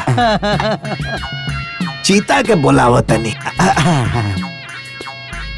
हेलो हेलो चीता कहाँ बाड़ो? अरे यही बाजारे में। अरे जा मर्दे तू बाजारे में बाड़ो हम अपना समधी जी के साथे सत्कार होटल में आयल बानी जा। तू मार्केट घुमताड़ का मर्दा जल्दी आवा। अच्छा आवा तानी आवा आवा खा बेटा खा ले ले ले ले गौरी ले पकड़ पकड़ पकड़ पकड़ खा खा बढ़िया बा का स्वाद बा। अरे वाह वाह वाह वाह वाह। ए समधी जी ये हवे हमार चीता पहलवान। देखते हैं। बैठा बैठा बैठा बैठा बाबू। खायल पियल शरीर लागत हो। ए बबुआ अरे और गुलाब जामुन ना कचौड़ी ले आवा। और हाँ एगो दूगो ना 20 गो रसगुल्ला ले आइहो। अरे चीता ये हमार समधी जी हवन बुझला। नमस्ते नमस्ते। दा भैया दा भैया ला ला चिता बाबू खा पहलवान ना हुआ। बाप रे बाप।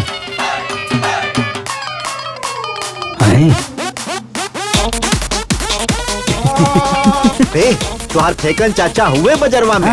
बुलाओ बुलाओ बुलाओ। अरे हे फेकन कहाँ बाड़ो? बाजारे में। जा मर्दवा बाजारे घूमत हुआ। हम यहाँ सत्कार होटल में अपना समधी जी के साथे बैठल बानी। अच्छा हाँ तो एगो काम करो हाँ बोली ना। जल्दी चल अब समधी जी से मुलाकात हो जाई। अच्छा ठीक बाबत है। हाँ अब ई जे फेंकना हानू, अरे गांव भर में का कहीं एक जुबान कहानू तो 10 गो 20 गो 50 गो लड़का लेके आ जाला। हे भगवान, हे दादा, ए समधी जी, 4 गो पहलवान के चाप के ऐसे ही ढहा देलाई। तू खा खा। अरे खा खा खा चिता खा। अरे और 20 को ले आवा भाई। हे भगवान।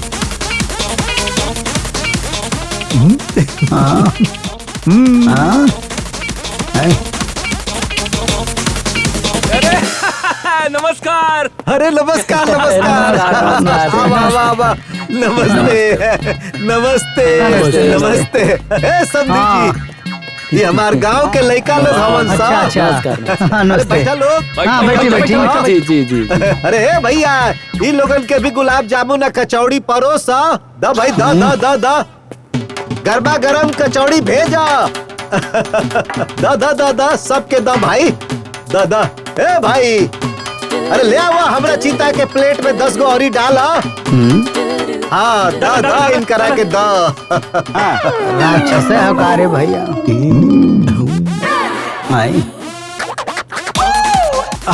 अब ए समधी जी, आप तनी बिल दे के आइल जाओ। हाँ। ए भैया,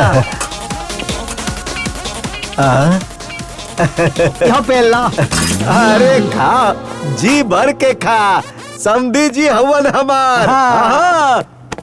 हाँ भैया, कितना पैसा भाई? 5,500। नाश्ता के 5,500। हरुआ काहे चौंका तनी? आपके समधियो जी के तो 5,000 भई रहे। हाँ, सही कहताड़न समधी जी। एक काम करी नू, पैसा रुआ पटाई, हम 2 मिनट में आवत हनु।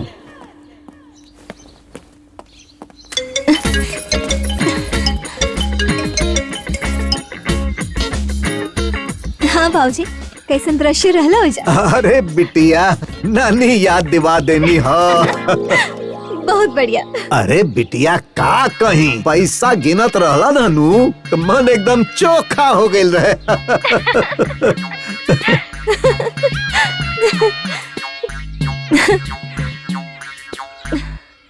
यह तो एहसास दिलावे के बाना बाबूजी कि दर्द सबके बराबर होला, चाहे वो बेटा वाला रहे चाहे बेटी वाला। हाँ बेटा, सही कहा ताड़ू। ठीक बा बिटिया, रखो तनी।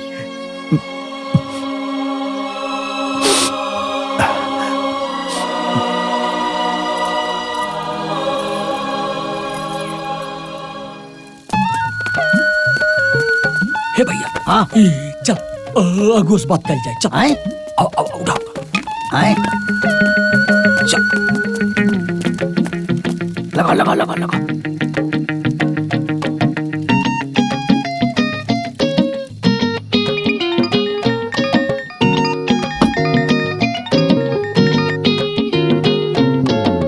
हेलो, तू हमरा के मिल जाइबे ना, 6 गोली और मार के छेद कर दे भाई। अरे भाई का भइल बा? इतना तमतमाइल काहे बाड़ा? अरे मर्दवा, एगो बात बताओ, वो सारा हमार ही था। हम का ना कहने करे खातिर घर में रखनी इज्जत देनी, ऊपर से हमारे अंदर से लेके बाहर तक बेइज्जती करा बता। अरे तेहमन हमके काहे फोन कैला हा? ई खातिर हम तोरा के हेरा ताई गोली मारे। अरे रह दे, अरे हम बतियावे दे भाई। हाँ, तू एगो बात बतावा, और हम लोगन के घर में रखनी इज्जत देनी, ओकरे हाथे नियन बेटवा का पेट देखता बा कैसन बा, खाना खिया के पागल हो गए। और यहाँ हमारा तलब, हाँ हमार घूम के तनी बेइज्जती करा बता। देखा, हम ब्याह करवाए वाले रहे ना, इतना तोहर ना है, समझला? ये तो कोनो बात ना भइल भैया। बतावा, आखिर तू ही बतावा। तू बेरा हाथ जोड़त रहले, हाँ आई बेरा हमार घूम के बेइज्जती करा बता रे। ये कोनो बात भाई? मर्दवा, हम तुम्हारे बेटा का ब्याह तय करौनी, तोहर कुल श्रद्धा पूरा करौनी, और तू एगो सूट का, एगो पैंट शर्ट का कपड़ा तक ना लेला, और बात करता ला हमसे। रखा फोन। का बड़ा करता बा? का दे सर? ए भैया, हाँ इस समधी के ना मार के भगावे के पड़ी। ना है, इन्ने के घर से बाहर निकाले खातिर कोनो प्लान करे के पड़ी। हम खाली रौरे बारे में सोचत रहिला।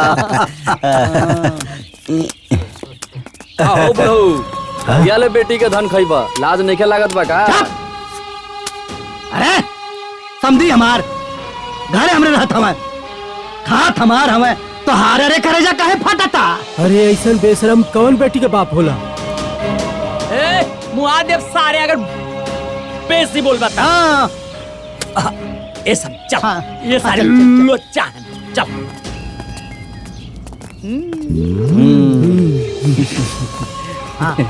समझी हमार खात हवे हमार रे। अब आओ। अरे ये बैठने जवन कहा तुम्हें को बुरा मत मानिया, हम हाथ जोड़ के माफी मांगता हैं। अरे कोनो बात नहीं, चल आई रिएक्शन लेना इसका। ए भैया, कहिया ले तोहनी के बाप बेटा के इधर रहे एक बा खाए एक बा। रे सारे अगर हमारे समधी जी के कुछ बोलबे रे मारा फाड़ जाइबा। तोरा सीना में कौन मुंह दर रहा रे? तू अपने समधी के गर्दन में बेशरम के बोर्ड टंगवा दो। अब जाना तो मारब रे। जवन तू 1 फुट खावा 2 फुट के हो जाइबा। बात किनके पूरा मत मान। हाँ चल मारब सराव गिरा के तोके। ए बेटी, अब तक गांव वाला लोग भी हमने के ताना मारत ताड़े। हाँ दीदी, अब तो बड़ा लाज लगाता। अब तो पूरा गांव वाले यही कहता ना कि बेटी बहन के घरे कबले बैठ के खाई हंसा। ए बिटिया, तू हमने के यहाँ से चल जाएगा। तू होता। अरे हम सबके नाम इतिहास में लिखा जाए। इतिहास में नाम तो जरूर लिखाई माँ, और लोग वो नाम के फक्र से यादो करी। अगर रवा लोग ये लड़ाई से पीछे हट जाए तो हमने के अपना मकसद में कामयाब ना हो पाए। हम देख ले बानी रवा लोग के वो पल पल की तड़प और वो दर्द हमरा दिल से नहीं खींचात।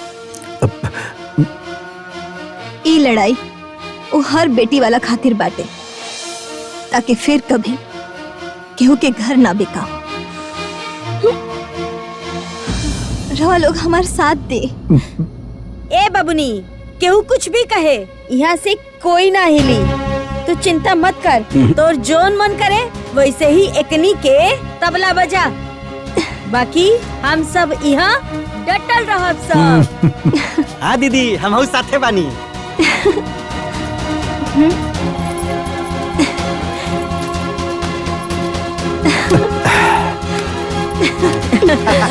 एगो बात बतावा बहू, बियाह में तहर बाबूजी खूब सेवा सत्कार कइले। आई बात के पूरा गांव जवार में चर्चा बा।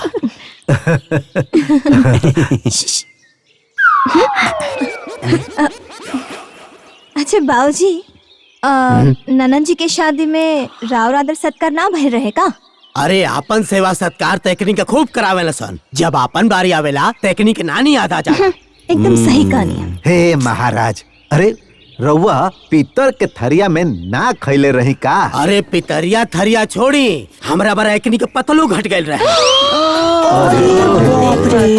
रउआ लोगन के कपड़ा सिलाई रहल के ना?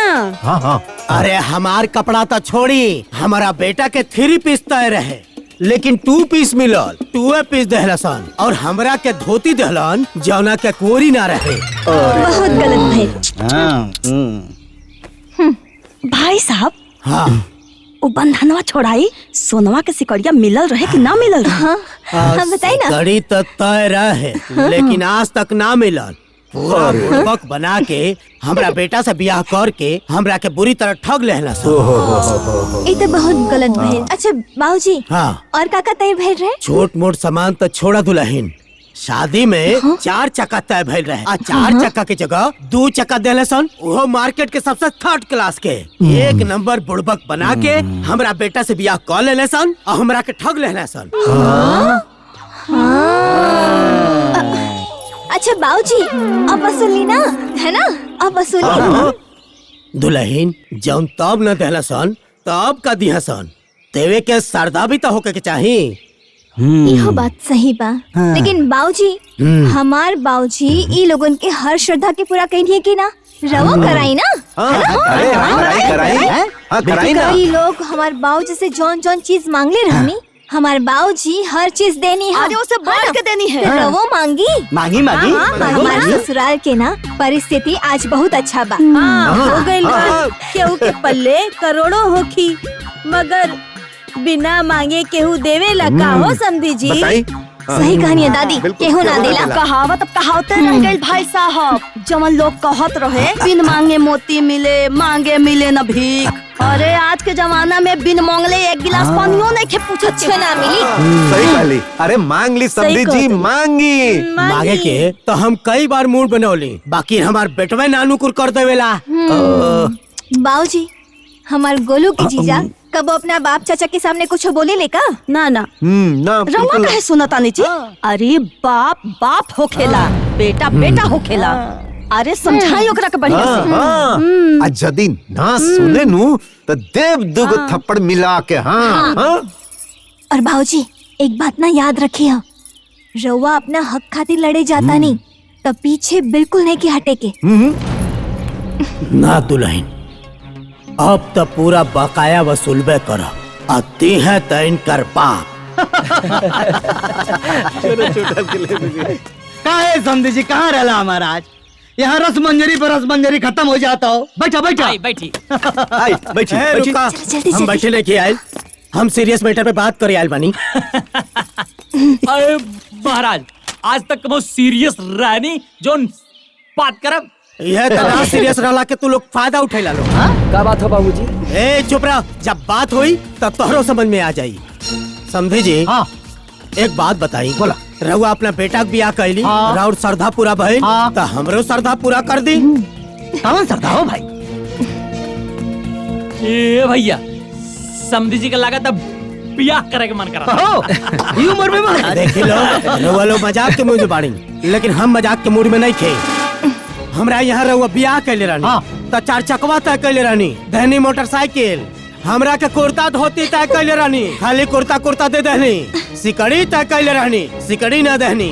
बताई हमार श्रद्धा पूरा करी। बाबूजी इतना दिन बियाह भइले हो गई और तू ये सब का शुरू कैले बड़ा? तो चुप रह, आज तक इनका बेटा दहेज के पीछे में बोलल बड़न, कितने बोला ताड़े? एक मिनट, बात खाली चैन को है ना और गाड़ी का। एक मिनट। अरे रुका महाराज, हला तो के चैन देता ही। ए विवेक, निकाला घर से गाड़ी उनके देता। हाँ ए समझी जी, का भाई? अरे केहू से लेके केहू के दिहल, ई कौन से चालाकी बा? अरे हमार बेटा बड़ी मेहनत से हमारी पोती के लिए बनौले ह। अरे तू मेहनत कई के अपना बिटिया के खातिर बनाई। हमें तेला बेला में पड़े वाला नहीं थे, हमरा चाही त चाही, नहीं तो राउर बेटी यही जा रही। तोरा के जाए कुछ जा बिटिया मान ना जाई है। खाली बेटी दबाव ना। तो चल। अरे ऐसे कैसे जाबा? जाके दिखाओ। अरे कर, रोक के दिखावा। रोक के दिखाओ। चल निकल।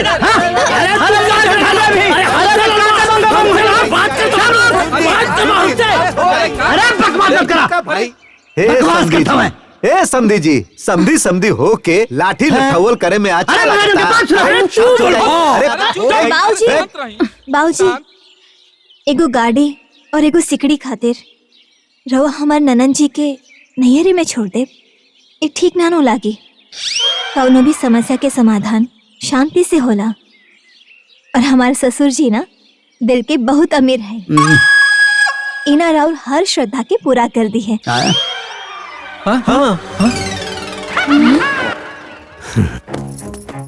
दुल्हन, हाँ बैठा रहा। कौन जरूरत रहा ही कहे कि जवन लेवे देगो के हम कुल पूरा कर दे। ओ बाबूजी, अगर दोनों समधियन के बीच में लाठा लाठी हो जाए तो का प्रतिष्ठा रहे? अब बताओ। और सच कहे बाबूजी, जौन तय भर रहे देवे के वो देवे के चाहे। वो बेचारा के दूसर कोनो समधी भी ना है। काहे के समधी, काहे के संबंध। ऐसा समधी के गले हाथ लगा के बाहर फेंक दे के चाहिए। चाचा जी, अगर दामाद जी के सामने उनकर बाबूजी के आप इतना बुराई करब तो दामाद जी के ठीक नानो लागी। बात तो सही है बा। यदि हम रउआ लोग के इज्जत करत नहीं तो रउआ लोगन के हमरा बाबूजी के तो इज्जत करे के चाहिए। का इज्जत कर ली जी? बियाह के इतना साल के बाद ये दहेज लेवे का कौन टंकी चलता? अब याद आवता चरचकवा असुना के चैन। बुआ जी जब तय भय रहे दिवाए के तब दिवा गिर रहित ना तो आज याद ही ना आई। हाँ ये पॉइंट वाला बात कहलू है दुल्हन। अब चुप रहो। ए फूफा जी कुछ ना मिली और ई लोग का करी? ई लोग के इतना औकात बा? हाँ तो अब ई देखेगा बा कि केकर कितना औकात बा। रउआ लो मत दी, अब हम दिखाओ। अरे इनके देखा, इनके क्या हो गई? इतना दिन के बाद अब जिन निकलल हा, अब दहेज चाहिए सबके। महाराज अब हमने की दहेज दे के पड़ी। अरे यार तुम पिटी पिटी रो मत भैया। हाँ हमके तो लागत अनु कौन उनका भड़कावता। ए फूफा जी का फालतू बात करत तनी? के भड़काई? सब तो परिवार के लोग बा। देख लो हां अरे बाप तो बाप बेटा भी जारी चलावता। बाबूजी चली यहाँ से, ई लो इज्जत देवे के लायक नहीं खे। बात तो आप समझ में आयल, ते खाली हमारा बात पे रहो। गाड़ी ते लोग द्वार पे आके पहुंचाई। अरे रवा लोगी का करतानी? ना जी बात अब औकात पे आ गई बा, हमनी के जाता नहीं। चली बाबूजी। बाबूजी बाबूजी बाबूजी बैठी। बाबूजी जदी रवा लोग ऐसे से चल जाए ना फिर कुछ दिन बीती, फिर ओकरा बाद परिवार की याद आई, फिर ओकरा बाद धीरे धीरे करके ना सारा मामला ठंडा हो जाए। बाबूजी रवा लोग कुछ दिन ऐजा रही, जौन जौन चीज मांगले बानी ना उस सब रवा के मिले। मत जाए। ये लोगन के बात पर तो विश्वास नहीं की, पर तू कहा तारू तरुक जाता नहीं जद दुल्हन।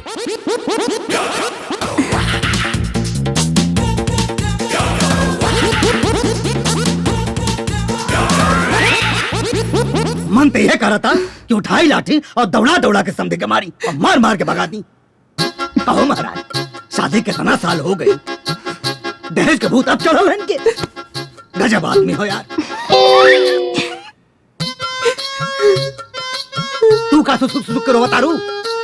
एक तो लोग खुद हमारा दिमाग खराब कर ले आवे, ऊपर से तू सुसुक सुसुक के हमारा दिमाग और खराब मत करा भाई। अरे महाराज गजब गजब मेहरारू है यार। ना मनबू रोवा मर जाई। पागल का दिमाग खराब कर दे रहा पूरा परिवार हमारा। ए भौजी मत रोवा। हाँ भाभी अब रोवाला से करो फायदा बा, अजून समस्या बा वो समाधान करे के पड़ी ना। अब रउए बताई, हम अब ही अपना बेटा के बियाह करनी है, अब फिर हम चार चक्का कहाँ से दी? हाँ? अरे भौजी ये सब धमकी हो, तू इतना सीरियस मत होका। जौन दिया गल तौन दिया गल, बस बात खत्म। और नहीं तक हे बबनी जहिया तोरा बेटी के सामने ऐसे होई ना तहिया तोरा के पता चली। हाँ?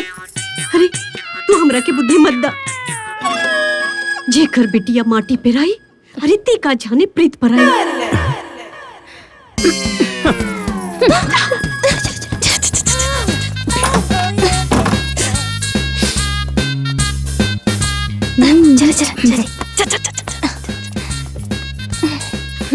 आज पता चल गई कि केकरा मन में केकरा प्रति कितना मान सम्मान बा। देखनिए भौजी के न बोली हो।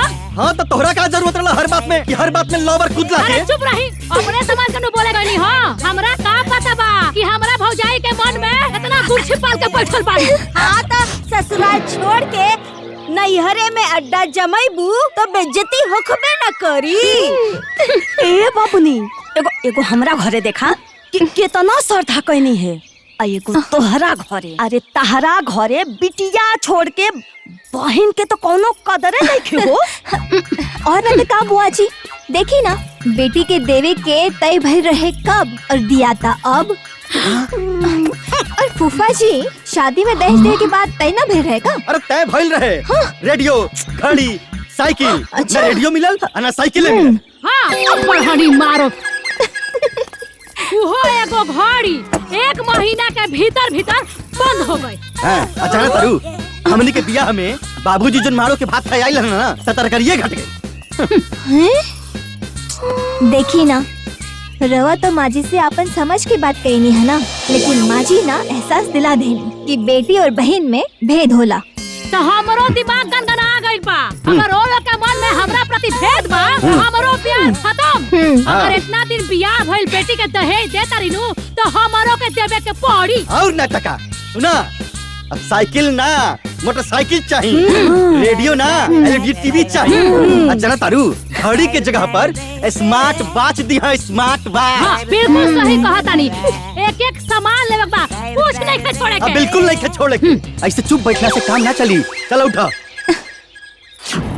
बड़का भैया, ए बड़का भैया, छोटका भैया, अरे कहाँ बाहर बाहर निकलो।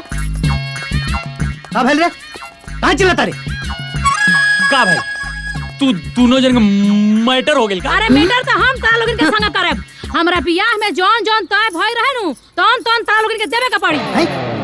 मतलब ई कि साइकिल के जगह मोटरसाइकिल चाहिए और रेडियो के जगह एलईडी टीवी, वो आज के जुग जमाना के हिसाब से। ए, तोर दिमाग खराब हो गेल बा का? चवन तमाचा मारो ना, दिमाग सही हो जाई। चाचा जी, यहाँ के घर के बड़ बेटी है ना, ऐसे नानो बोले के चाहिए।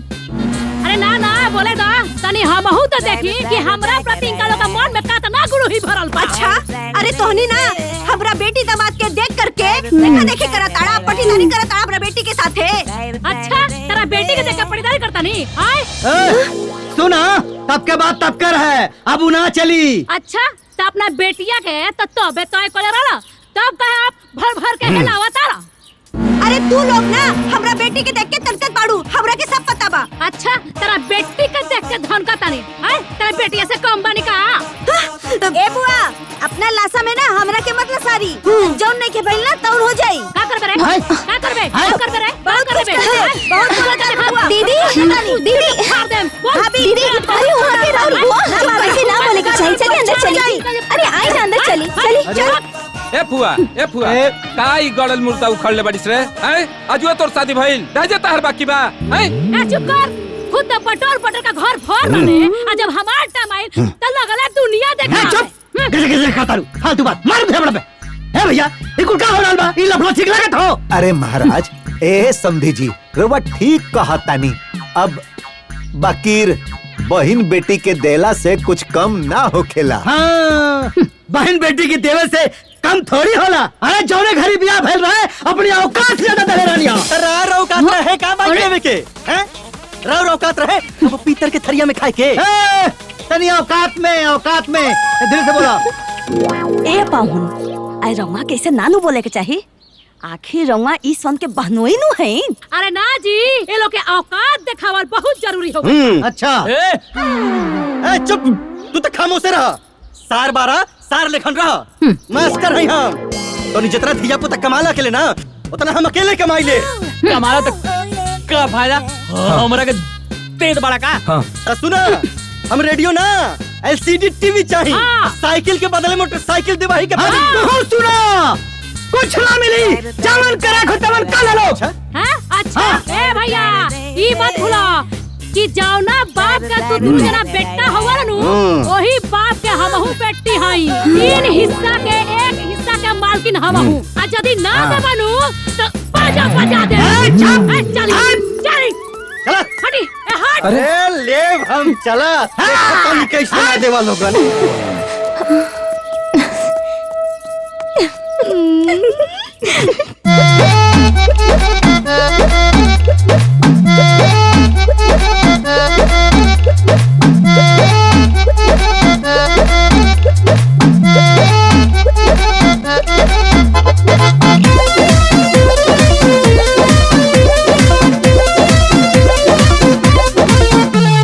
दुल्हन ही दहेज हवे समधी तू मानला, असली लक्ष्मी हमारा तू बेटिया के जानला।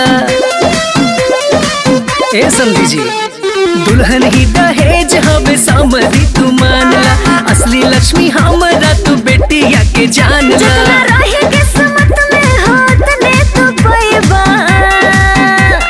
ढेर जाति धनवा पे मनवा लुटाइबा त पैसा प बिकाए वाला दुल्हा कहइबा। ढेर जाति धनवा पे मनवा लुटाइबा त पैसा प बिकाए वाला दुल्हा कहइबा। एहो नने दोए जाते जीभ जे डलइबा, एहो नने दोए जाते जीभ जे डलइबा त पैसा प बिकाए वाला आदमी कहइबा। पैसा प बिकाए वाला आदमी कहइबा।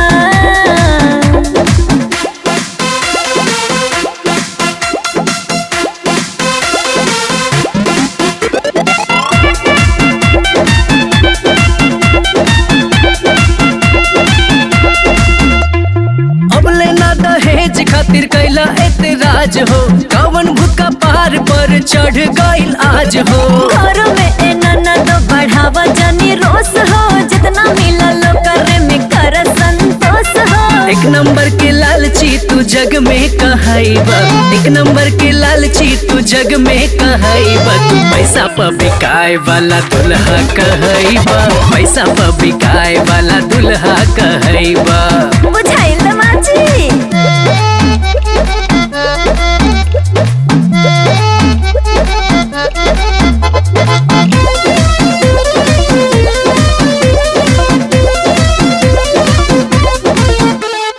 धीरे धीरे इतना हो बढ़ गइलू मरिया, अब ही रुपया पर टिकल बा नजरिया। कहेला बदल गइल तोहराई मनवा, कहियाले छोबबू नहीं हरवे के धनवा। मंगल से खाली अपन नमवा हसैबा, मंगल से खाली अपन नमवा हसैबा। तू पैसा पर बिकाए वाला दुल्हा कहइबा, पैसा पर बिकाए वाला दुल्हा कहइबा।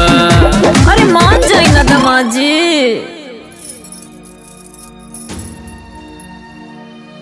अब चाहे आबाद होई चाहे बर्बाद, ई सब करे खातिर तो पैसा के बंदोबस्त करे ही के पड़ी ना। लेकिन हम कतनो कोशिश करब तो 18-20 लाख के तो व्यवस्था ना हो पाई। अरे तो 18-20 लाख रुपए हम कहाँ से लाइबे दादा? बाबूजी, हाँ हम कुछ बोली का?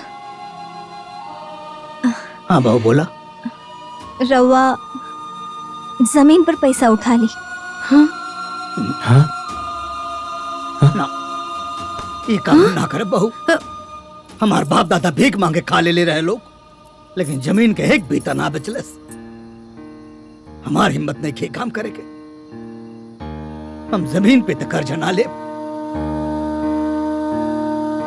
हमारे बाबूजी के भी राउर श्रद्धा पुरावे खातिर अपन जमीन बेचे के पड़ल रहे। हमारे बाबूजी के भी उतना ही तकलीफ भइल रहे जितना आज रवा होता। बाकी बात तब वो प्रतिष्ठा के रहे और बात आज भी प्रतिष्ठा के बा। बात तो सही बा। ना ना ना समझे जी, हम जमीन ना बेच पाए। जमीन बेचब तो हमार करेजा फाट जाई। अब सही कहा तानी समधी जी। अरे बिल्कुल ऐसा ही हमरो करेजा फाटल रहे। बाकी हम जमीन बेचे खातिर थोड़ी ना कहा तानी बाबूजी। जमीन बैंक में मोर्गेज कर ली और अपन काम निकाल ली। हाँ बाबूजी, मधु बिल्कुल ठीक कहा तारी। ऐसे तो हमने के काम भी हो जाई और जमीन भी बच जाई। सरवा न जाने कहां से पाता पे दहेज को बोझ चढ़ गई बा।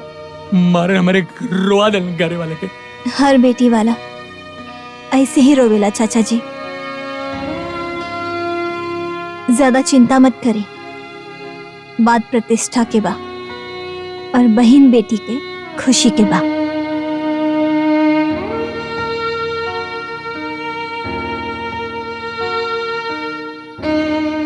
ठीक बाबू, कल हम बैंक जाए।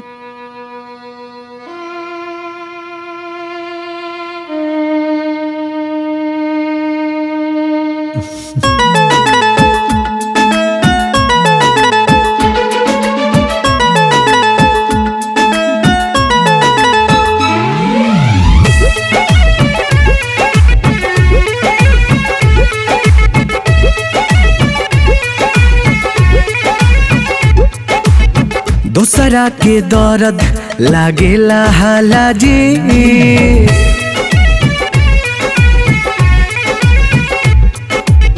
दोसरा के दर्द लागेला हाला जी। अपना पगुजरेला, अपना पगुजरेला तबे नु बुझाला जी। दोसरा के दर्द लागेला हाला जी, दोसरा के दर्द।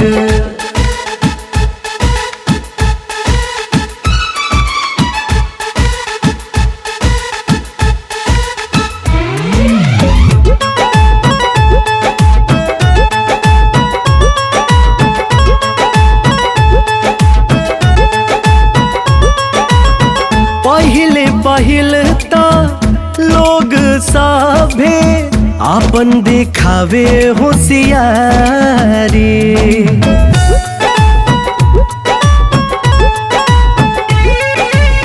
पहिले पहिल तो लोग सभे आपन दिखावे होशियारी।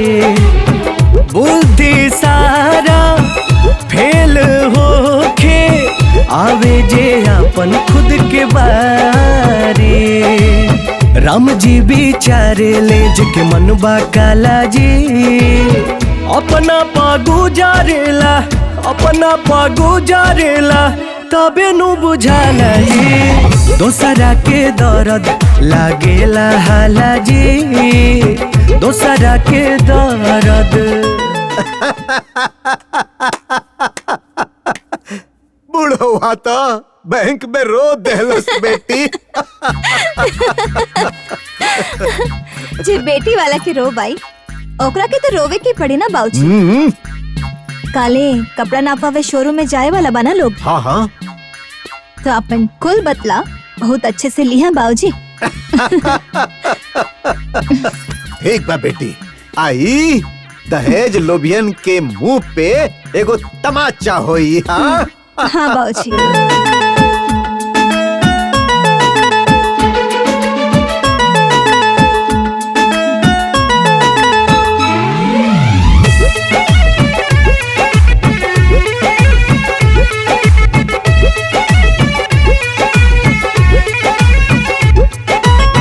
बड़का बड़का लोग के पगाड़ी मिनटों में ही गिरेला।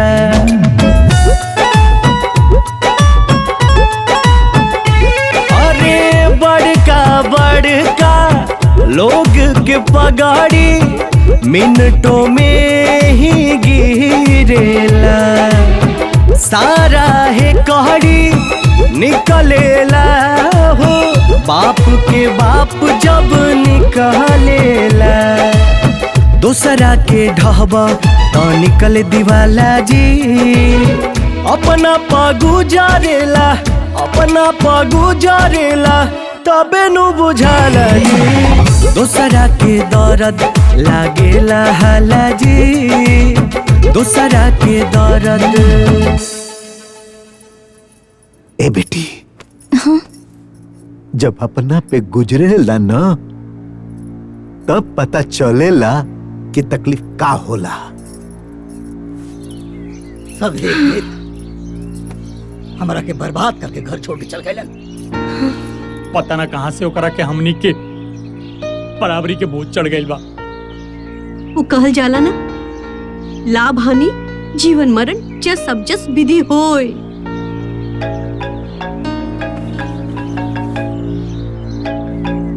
अब एक सारे फोन कहाँ आवत हो? केकर फोन? के होई? तोर बेटी के ससुर? प्रणाम समझे जी। हाँ प्रणाम प्रणाम। हाँ बहुत बहुत धन्यवाद समझे जी। जाऊन रौरा हमार श्रद्धा पुरौनी। रौरा से बेसी राउर समझी के धन्यवाद। नौका समझी मतलब समझनी ना। अरे अगर वहाँ के दहेज के बाद हमार दिमाग में ना डलती तो 10 साल पुराना डूबल दहेज हमरा के कैसे मिला। अब की बेरा है तकारे से आए। चले ठीक बा। प्रणाम समझे जी। आई हो दादा हाय देखी। हाँ घर के भेदी लंका ढाए। जेकरा के घर में शरण देनी वही आके हमारे घर में डाले। अरे घर उजाड़ के घर में बैठल बा। निकल निकल लठिया दौड़ा के मारे बेनन के हम। चला पूछल जाए।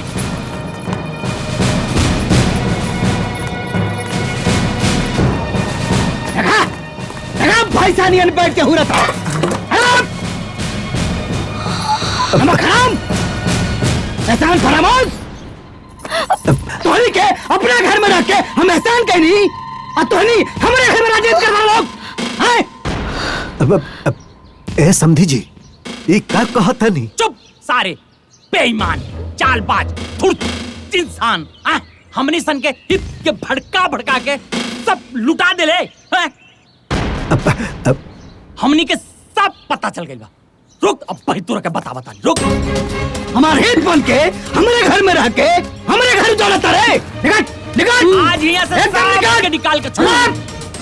निकल दादी बाबूजी बाबूजी अरे समधी जी ई रुआ बाबूजी ए समधी जी क्या करता रही? अरे रुकी अरे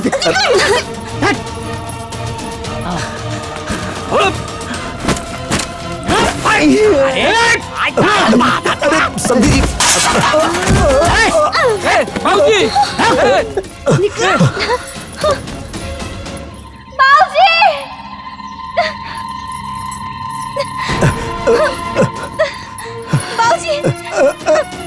बाबूजी ये का करता नहीं रहा लोग हमरा बाबूजी के साथे? क्या करता नहीं? घर फोड़न हो तो हर बाप पूछा तो के मालूम है का कहले नहीं? हमके सब पता बा। यहाँ के जान कुछ भी कही नहीं है, हमरा कहला पे कही नहीं है। उठी बाबूजी। हे भगवान ते कैसन पतो बाड़ी? दुल्हन तोहरा के लक्ष्मी बना के हम अपना घर में ले नहीं। लक्ष्मी हो कुलच्छनी? ये सब हम ऐसे कही नहीं कि रोज सब लोगों के पता चले के चाहिए कि हमारे बाबूजी कितना तड़प के साथ है। रोज सब लोगों के एक एक डिमांड के पूरा कैले।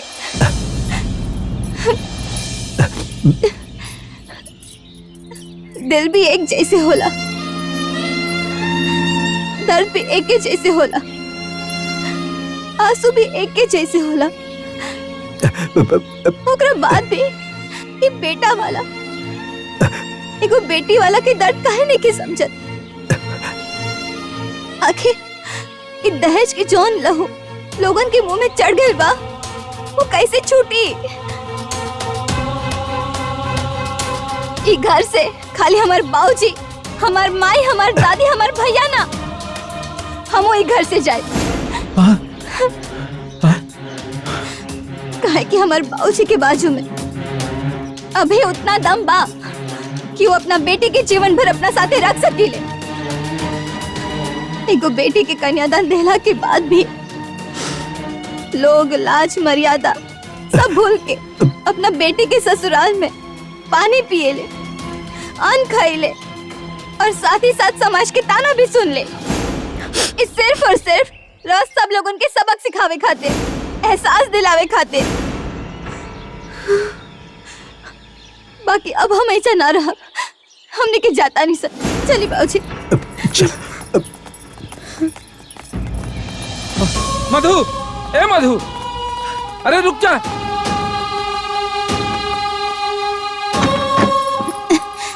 आई दादी। अरे ए मधु, ई क्या करत है? बात समझे के तो कोशिश करा। रोज सब लोग मिलके ना हमारे बाबूजी के जगह जमीन घर दुआर सब कुछ बिकवा दे ले लोग। हमारे बाबूजी के ना रास्ता पे लाके खड़ा कर दे ले लोग। हाँ? और रह का नहीं हम समझी। हाँ? हम क्या समझे बताई? अरे जौन हो गए तू वापस तो नहीं खेलवा सका। ऐसे तू घर छोड़ के जेबू तो अच्छा लगेगा। अरे जौन हो गए तेरा के भूल जा। कैसे भूल जाए? हाँ कैसे भूल जाए? रार बाबूजी ना हमरा बाबूजी के अपना इशारा पर नचावनी है। हमरा बाबूजी से श्रद्धा के नाम पर दहेज लेनी है। हमारे बाबूजी के पास छत नहीं के रह खातिर। बताई कहाँ रही है हमारे बाबूजी? हाँ ए मधु रुक जा, मत जा मधु, मत जा, छोड़ के मत जा मधु। ए मधु रुक जा मधु। ए बात कहने को समझत हमार।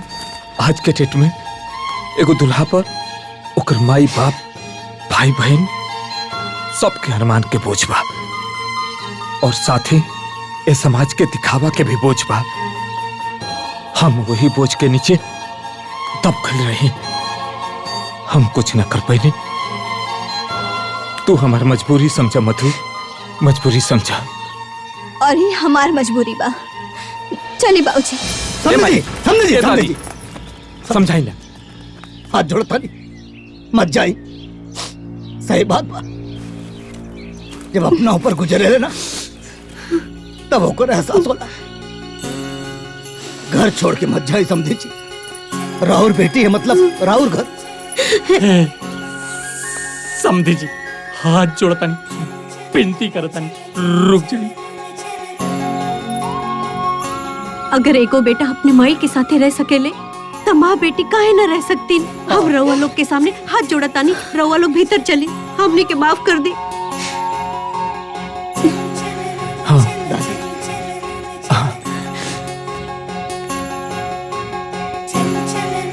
दादी रहुआ तो हमारे माई की उम्र के बाद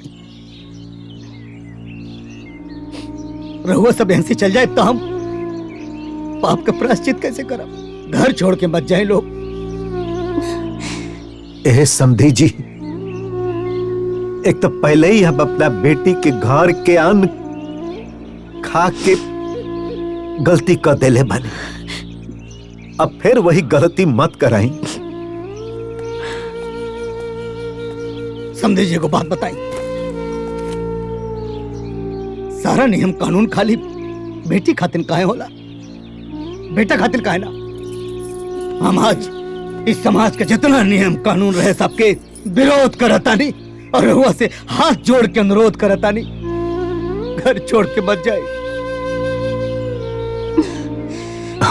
बात तो सही कहा तनी, सब नियम हम बेटी वाले के खातिर काहे, हमनी के राउर के अनुरोध मंजूर बा।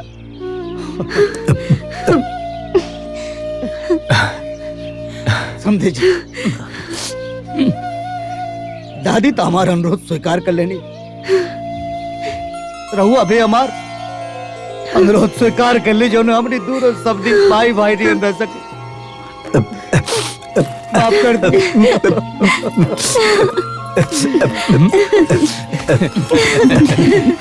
दादू जी अब तो रुकही के बा, सब कुछ खाना पीना हो जाए, बहुत तेज भूख लागल बा। भूख लागल हो? ए विवेक जी पापा जी। तनी खांचा उठाओ और हंसिया, जाके खेत से एक खांचा बरसिंग काट के लाओ, उनके दबा के खिलाओ।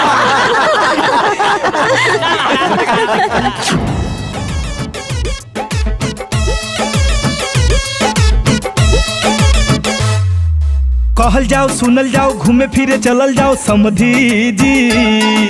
मान सम्मान दी हमने पर ध्यान दी समधिन जी। ए अम्मा जी बुझने का जी, ए जी बहुरिया अरे बुझ गई नी जी।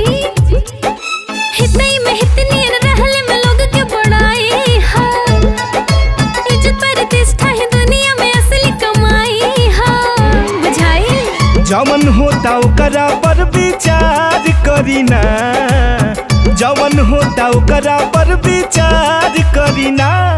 ए समधी जी हमार बेड़ा पार करीना, ए समधिन जी हमर बेड़ा पार करीना, ए समधी जी हमार